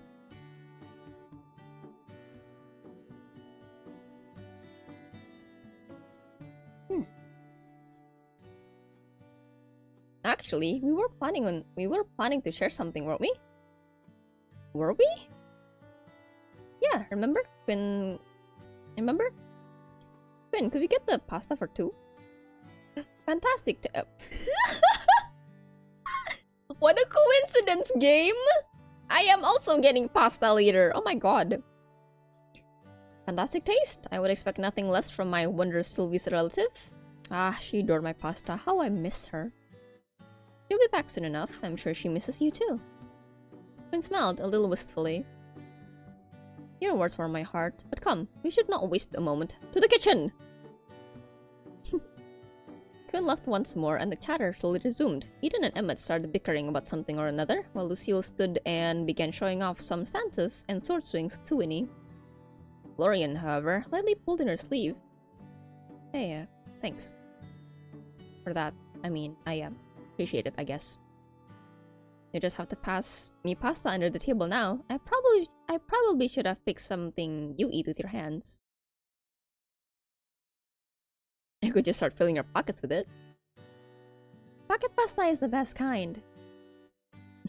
He's laughing! God, you're stupid. Okay, I see why people really like him now. Never mind.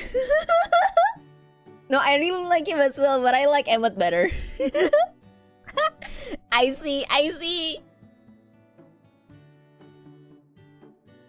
Anna! Yes, Winnie? You haven't had your turn yet. Well, if I remember correctly, neither has Eden. Then I suppose I should have a turn. We'll have to save the best for last, Let's see.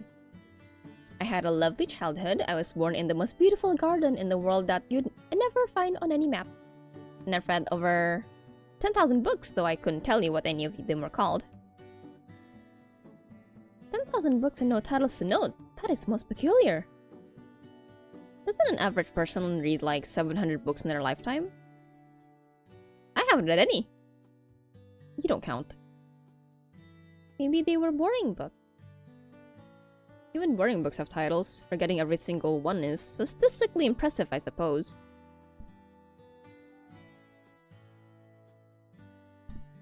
I've always loved being statistically impressive. And what kind of garden are we talking about? Tulips? Oh, are you a man-eating tulip person? I could be. What do you think? I don't know. You're so mysterious. I guess I'll have to leave you all wondering then. I'm far more interested in what our new friend here has to share. Wait, so what was your thing again? Sorry. Lovely childhood, born in a beautiful garden, and oh, I thought this was you telling your whole. Oh, I thought this was one thing. Right, sorry, forgive me. Oh, little old me? Don't play coy. You've been dodging the spotlight all evening. Maybe I just enjoy listening to all of you. Yappers. If I had to play this stupid game, so do you. Of us all, you are the one shrouded in the deepest mystery. Am I? I think I've been pretty open with you all. Perhaps too open. Alright, let's see. Pick a truth.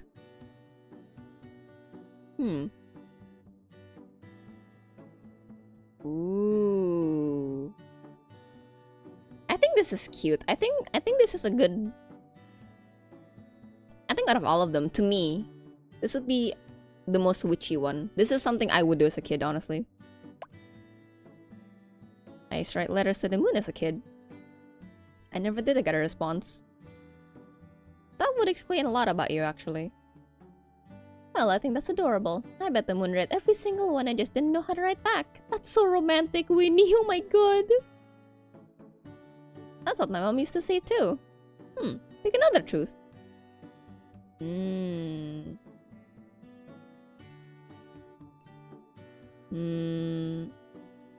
What would I do? I saw someone talking to a bird. I think this one is cute. I name every mug I own. In fact, I've started naming my aunt's mugs too. What's the point in naming inanimate objects? I'm pretty sure you name your cat keychain. That's different. Hardly. Pick a lie.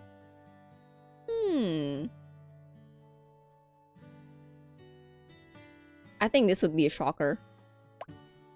I once got engaged by accident. What? It's true. I thought it was a joke. Apparently it wasn't. Were there not vows exchanged? A dowry discussion? I ran for the hills before that happened. Changed my number, move apartments. You know the drill. No, I don't think we do. Bon appetit! I hope you're all hungry. Heck yeah, food! You can place a large bowl of pasta between you and Florian and everyone else's dishes in front of them. The smell made your stomach growl. You were really starting to miss proper food. With all the snacks and sandwiches you were living off of. I was having grilled dinner every night. Thanks, Quinn. It smells amazing. My pleasure, Era. Please eat to your heart's content. Oh, I wanted to tell you. My aunt sent me a letter.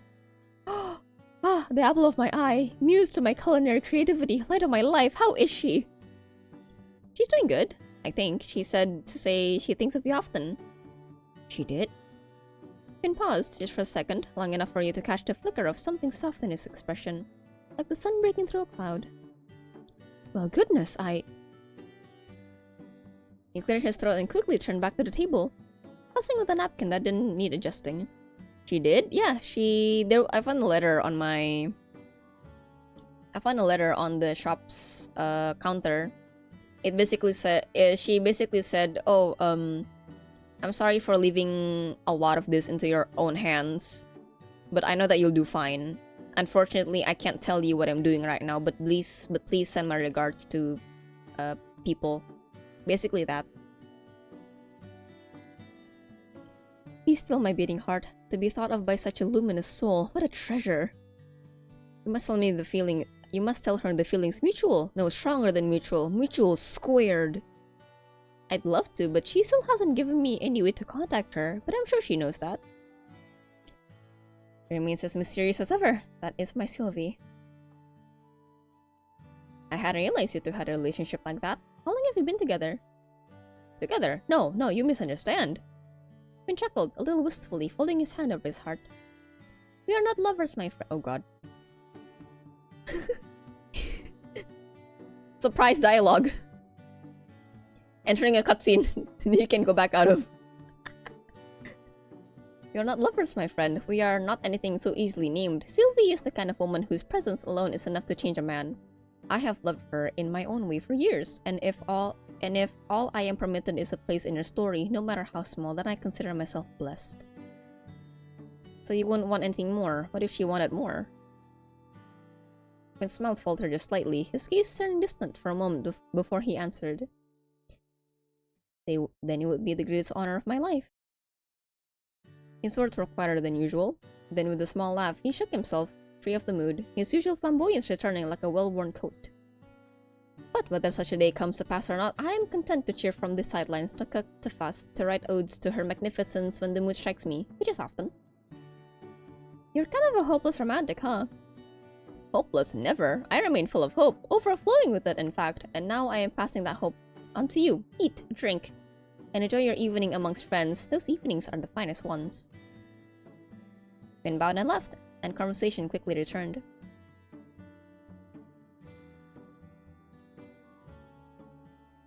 Wow, can't believe you actually just came out and asked him that. Why not? Love is a subject I'm fascinated by. I mean, I thought it was pretty well known that he's head over heels for her. It's news to me. Florian picked up a fork of pasta and blew on it, though didn't move it to his mouth. I mean, I think he asked her to marry him like 20 years ago. Wait, what? Seriously? This gets even more juicy by the second. Erquin's devotion is most admirable, to love so fiercely yet ask for nothing in return. It is a kind of loyalty spoken of in old songs and battle oaths. Lucille sat straighter, hands resting in her lap as she gazed towards Quinn, who was already laughing at another table and setting on drinks. In my homeland, we are taught that devotion is not measured by its reward, but by its endurance. To love without expectation is the purest form of loyalty.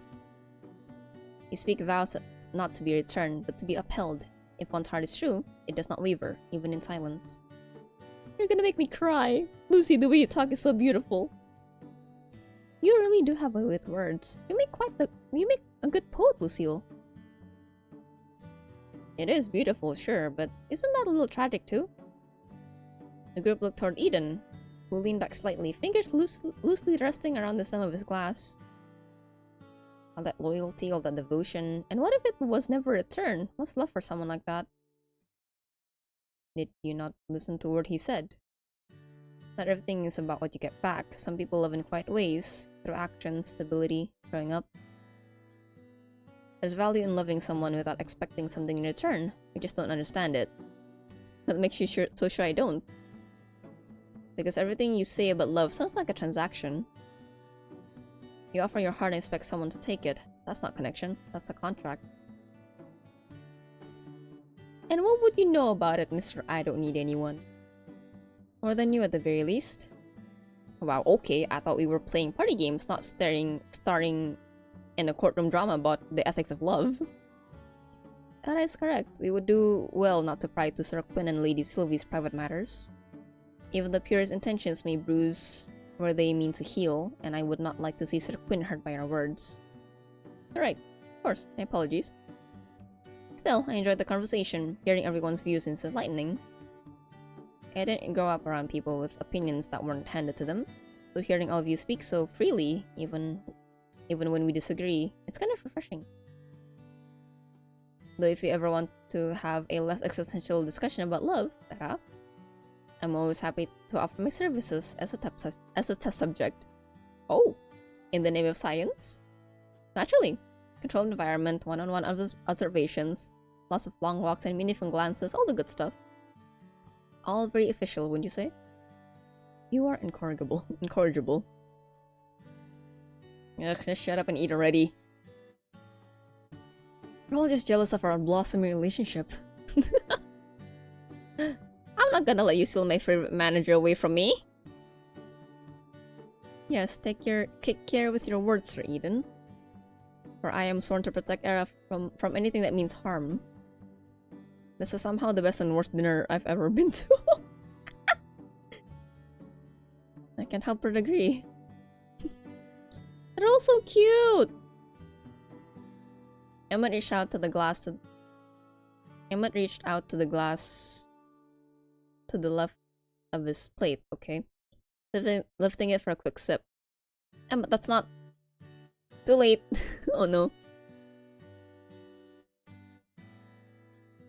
Too late. Emmett had already taken a mouthful, pausing as the taste hit him. He slowly set the glass down, drinking once. Your drink. I didn't realize we were close enough to share. I'm honored, Emmett. You switched drinks. No one switched anything, you grabbed it yourself. Is Sir Emmett quite alright? He stared down at the glass in betrayal, then turned to you, squinting slightly. You're blurry. Oh no. Maybe you should just... Wait, Emmett, are you drunk after just one sip? I didn't realize you had such a cute side. Shut up, Eden. You talk too much and no one likes you! Emmett! So you're an honest drunk. You've got a new charm point in my eyes. Please stop speaking to me. And you, why are you sitting there? He looked towards you now, elbow on the table, face resting on his hand. Why am I sitting here? To eat dinner? That's what you usually do at a restaurant, I think. Why aren't you sitting here? No, this is too cute. No! No, I already liked him. I like him more now. Emma nodded his head towards Eden's seat. No, sorry. At the pause menu. Do you want to sit next to me or something? Oh man, if I could eat popcorn, I would so be eating popcorn right now. I had not known Sir Emmett had such strong opinions about seating arrangements. But what if I do? Is it a crime? Not the last time I checked. Wait, you don't want to sit next to me? No. Your personality is exhausting and you flirt with everyone. I don't flirt with everyone. In fact, I think I've been decidedly unflirty tonight. I flirt with her. But maybe it's time to... Do I? Constantly, then poorly, might I add. You seem oddly concerned about where Era's attention goes for someone who doesn't care about anyone. I never said I didn't care about anyone. I'm just selective. Selective, huh? Yes, very. I only showed up tonight because someone keeps getting dragged into nonsense and I have to keep an eye on them. Who, me? No, the other new antique store manager in town. Of course I mean you. Ooh, he's like a clingy cat that pretends to hate you but actually loves you and wants to sit on your keyboard while you work. That's too specific. I never pegged you for the possessive type. What do you think I'm going to do? Bite her? Knowing you, probably. You need not worry. No one is getting bitten on my watch, Sir Emmett. Aww, Florian. No one's going to bite me. Not unless you say please at least. Please keep your mouth to yourself, Sir Eden, lest you lose it. Lose my mouth? Alright, I'll be good. I doubt it. You should come sit next to me for your safety. That's a little hard when I'm sharing dinner with Florian, don't you think? You can share mine. Do I want to make use of this? Do I want to make use of this? This is a hard decision for Era. I thought so hard my brain hurt. Hold on.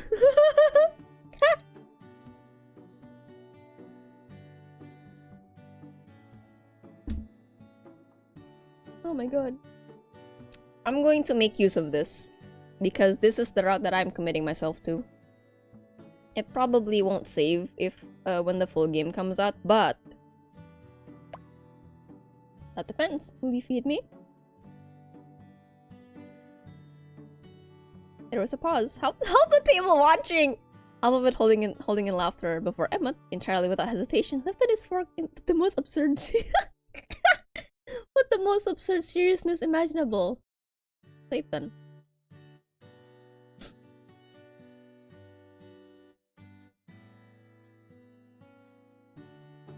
Wait.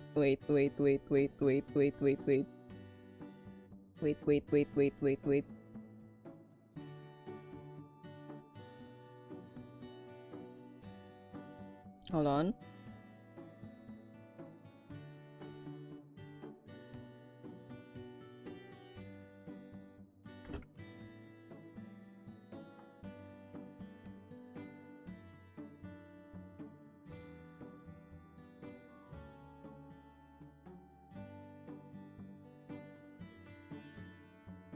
Man.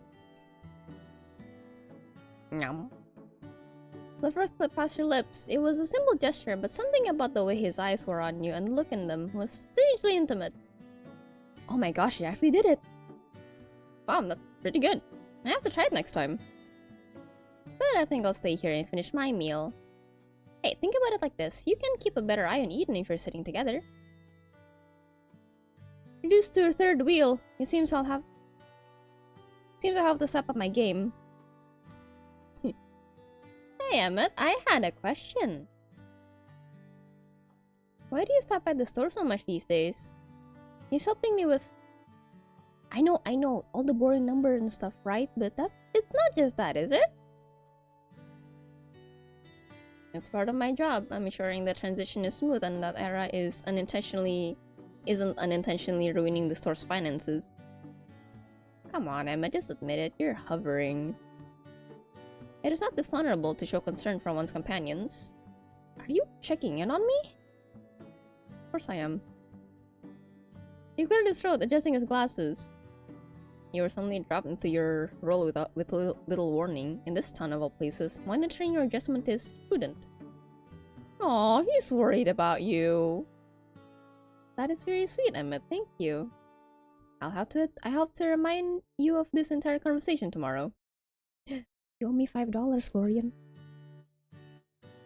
Once again, what does a ghost even need $5 for? Well, go on. What bet at my expense did you guys make this time? I bet that Emmett had a soft spot for you. No! No! No! This is Canada all over again! I bet that Emmett had a soft spot for you. I mean, he'd never stop by so much when Sylvie was around. Really? I guess for bills and stuff, right?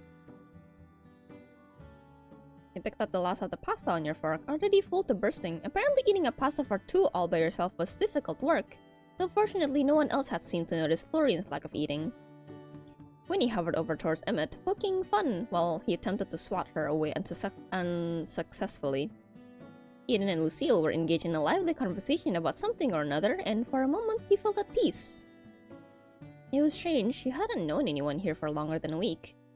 And yet, here you all are, talking, laughing, having dinner together, like you'd known each other all your lives. It was a feeling you'd never felt before, not even back home.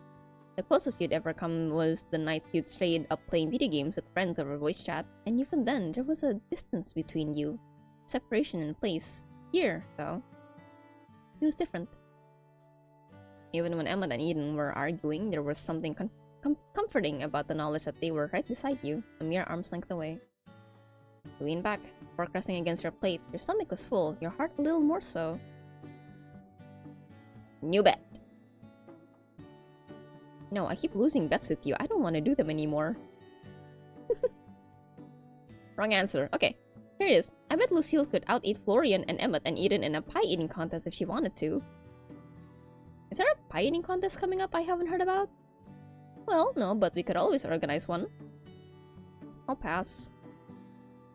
That is not a wager I would wish to entertain, Lady Winona. But I am flattered by your confidence in my constitution. Lucille gave a quiet laugh and dabbed at the corner of her mouth with a napkin. This evening has been most enjoyable. In my kingdom, feasts are often accompanied by political tension and hidden motives. Here, there is laughter, companionship, and lighthearted debate. I must confess, it is refreshing. I'm glad you think so. Same, I haven't had this much fun in forever. I wish every day was like this. You get bored of me eventually. Impossible, I could never get bored of you. It's true, you have a natural draw to you. That's hard to resist. You think everyone's hard to resist? Emmett! What can I say? I'm a lover. Yo, anyway, are we done here? It's probably about time I dragged our favorite accountant home before he regrets the night any more than he already will. Don't worry, tonight's on me. Eden stood and tracked down Quinn, leaving the rest of the table to gather themselves and stand up as well. As you did, Eden turned, followed by a beaming Quinn who seemed positively ecstatic at the sight of the empty plates left behind. I finished all that pasta? Oh my god. Did you enjoy your meal, my friends? It was wonderful once again. You'll have to give me some pointers one day. I've never had cooking like yours. For you, absolutely. You know, much of the flavor comes from growing your own produce. Why, we had a beautiful harvest of carrots just the other day. I shall drop some by for you to have some time, yes? Oh, Quinn, you didn't have to do that. It would be my pleasure. Plus, to be perfectly honest, I have far more than I need. You, my dear, would be doing me a great favor. Well, in that case, I'd love some. Thank you again. Wonderful, wonderful. I'll drop by sometime next week if I can. Quinn smiled, eyes crinkling. Then, after bidding everyone a good evening, he disappeared back inside the restaurant. With that, it was time to head home. Your group found your way back to the road, said your goodbyes and happy birthdays, and you turned back towards the direction of the antique store before stopping in your tracks. Someone else came up beside you. Hi! Hi, did you miss me already? Hardly. Look, how many times do I have to say thank you today? I wouldn't complain about it one more time. Are you that desperate for validation? It helps boost my ego. Thanks for earlier, not just for kicking me out. For not just kicking me out, for the pasta. The pasta was entirely selfish of me. I was just really hungry. Can you just accept my gratitude? I'm not good at this kind of stuff. Talking, feelings, whatever. Well, for someone not good at this kind of stuff, you're doing a pretty fine job. This was, pretty terrible overall, but not as terrible as it could have been. That sounds like high praise coming from you. Is my company so bad? No. It's whatever. What am I trying to say? Look, I don't really do this whole people thing, but but I didn't hate this. Hate being with you or with everyone else. For the first time in a long time, I felt like a normal person. Thank you for being there. And for everything that happened, it would have been understandable if you didn't want to, but you still did. Yeah, well, didn't want you to change your mind and fire me.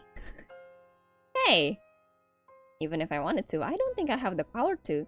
My aunt would appear out of thin air and curse me or something. That does sound like Sylvie. You both shared a small laugh. Quiet, but real. I'm glad I came. I think I forgot what it was like to just be. Anyway, enough of this gushy crap. I'm gonna go. I'll see you tomorrow, right? Yeah, see you tomorrow. You work with me. You gotta. With a short nod, Florian turned and slipped away into the night. You were searching around in your pocket for your keys when you heard the sound of footsteps against gravel. Who are you? Who are you? Huh?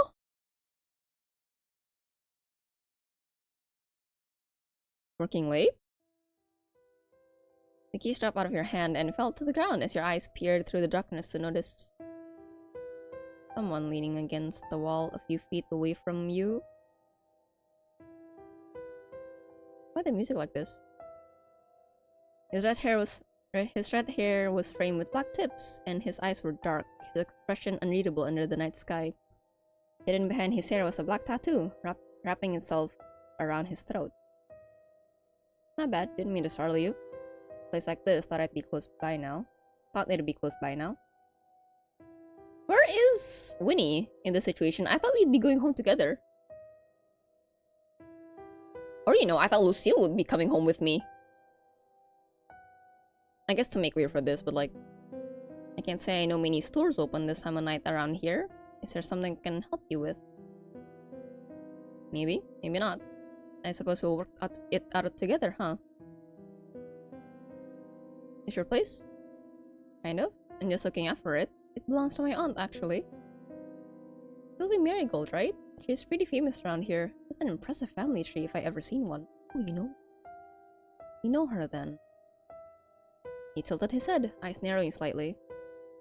In passing. It's hard not to, really. She collects attention in a town like this. I hadn't heard once he was leaving town.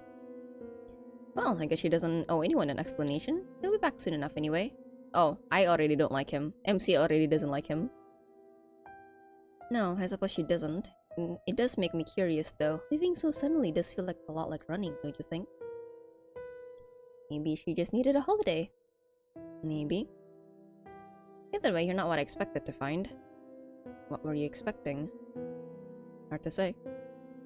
But I imagine we'll both find out soon enough. Then he smiled. You couldn't tell if it was cold or warm. Well, don't let me keep you. He stepped aside, gesturing towards the door. Wouldn't want to be the reason you miss curfew. As you bent down to pick up your keys, you felt his eyes on you. Not necessarily threatening, but there nonetheless. Just so you know, I happen to know someone who's very curious about you. Yeah? Should I be flattered or concerned? Maybe both. I'm sure we'll be seeing each other around again. I never told you my name! Yeah, I never told you my name! How do you know me? Who are you? He turns, hands in his pockets, already walking away. Hey, what's your name? Kale, don't forget it. Okay, I know your name now. Have I don't think I told him his name, did I? No, I don't think I did. You hear it inside and lock the door behind you. Barnabas, help. Well, I say, here I am, a humble spellbook patiently awaiting their master of our promised training session only to be abandoned, left to wither all day in this dusty room. I'm not surprised, just disappointed. Barney! Listen, our lesson might need to be put... okay, I'm asking him, great. On hold just a little longer. I bumped into someone outside. I suggest watching where you're going then. It takes no magical prowess, so you should be able to manage that much, I assure you. He knew my name, my aunt's too. Said he was just curious, but something felt off. Did he reek of sulfur? Speak in cryptic riddles? Glow ominously? I do hope he wasn't glowing. Strangers who glow are never up to anything good. What? No, nothing like that. He just had red and black hair. That's kind of cool, I suppose. Black tattoo on his neck. He said his name is Kale. Kale, you say? Yeah, does that mean something to you? Kale, a tattoo on his neck, stars above. Where have I heard that name before? He cleared his throat very deliberately. Well, I would never jump to conclusions without proper research. That would be terribly unprofessional of me. However, I may need to consult my appendix of suspicious persons, errant entities, and known troublemakers. It's a rather long list. You do understand. Well, thank you for that, I think. Of course, it is my pleasure. It seems our lesson will once again be put on hold. Please do try to not suddenly combust or otherwise harm yourself in the meantime. I would hate to be placed back on a shelf waiting for the next terrible spellcaster to come my way. I'll do my best to not combust. That is bare minimum effort, but I suppose I'll take it. You smiled faintly and moved to replace your day clothes with your pajamas. The quiet of the apartment settling around you like a familiar quilt. Barnabas drifted lazily to her desk, muttering something about cross-referencing character flaws. You decided it was best to leave him be. Of what you knew of him, he sometimes needed time to mutter strangely to himself. He turned towards the window. Your reflection soft against the darkened glass. Outside, the town of Willem slept quiet, calm, and just a little strange. And tomorrow you'd open the shop again. Maybe learn a spell. Maybe meet someone new. But tonight, for now, you're home.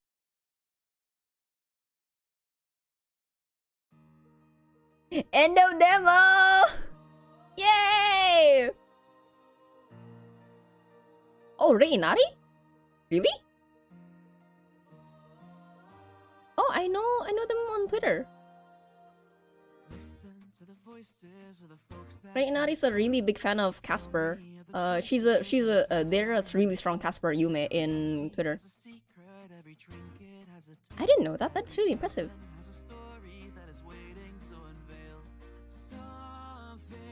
Wow. That's a long and a really nice demo. So that was about 8 hours, I think? Roughly 8 or 9 hours. But from that, we got to know all of the important characters. We built a relationship with them already. in the prologue. That's a lot of credits. Yeah, cause 2.5 Studios is not a big studio. It's small. We hope you enjoyed the first week of the game. Please consider wishlisting game on Steam. Yeah. So they really do rely on backers for funding. That, and from what I know of, okay, so from what I know of, 2.5 Studios, Gift of the Redeem. 2.5 Studios is headed by 2 people, right? 2 people, but for art and stuff, they hire people outside.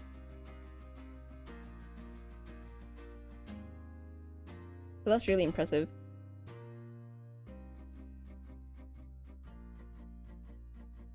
So, from what I understand, they don't have a fixed team doing everything. It's 2 people on the top of it. They're usually the main writers. Extras, no credit?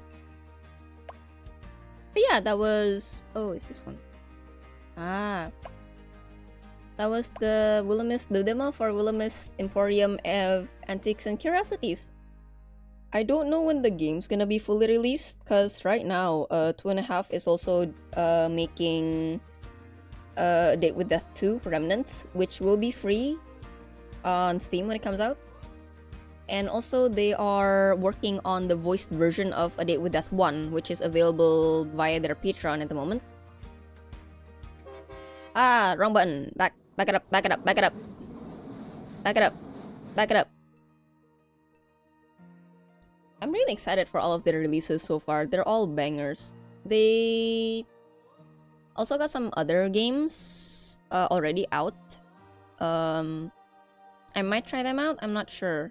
We'll see. I haven't tried them out yet, so I do not know. But yeah, anyway, good game. Excited. I'm happy that 2 streams was enough to get all of that done. I was a bit worried that it might extend way too long, but this was great. We got the letter. We got to hang out with Lucille. I hang out with Winona. I hang out with Emmett. Not really a hangout. With Florian. I hang out with Eden, and then we hang out with everybody else. Cast of characters, great. Artwork, great. Story, great. There's a little mystery in it. And I am really excited to figure out what Emmett and Eden are. What Lucille said is concerning. He doesn't have an aura or something like that. But yeah, that means we are going to be moving on to a different visual novel demo. Next time I stream visual novels. But in the meantime, thank you all so much for staying by and watching and hearing me yell about the fictional men that I like. It's not any different than usual, but I appreciate that nonetheless. Alright, fellas. I'm gonna be ending it here today because I am hungry. And I do want to eat. So I shall bid you adieu. The next time you will be seeing me will be on Tuesday. Next week, yes. Tuesday next week, continuing Persona 3 Reload. And then afterwards, on the next Thursday, I do want to start playing a farming sim game again. So I'm gonna be doing... I'm gonna be shifting between Rune Factory 3 Special and visual novels for Thursday from now on. I don't have a lot of art stuff to go through for this year yet, so I'm gonna take a backseat on art streams for the moment. Maybe it'll come back when I got a lot of stuff to do, but not now. Alright, fellas. Who am I gonna shock all of you to? Oh, I know.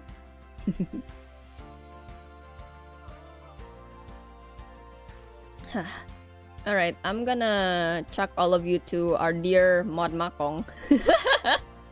I don't know if he can hear me. Hi, Makong.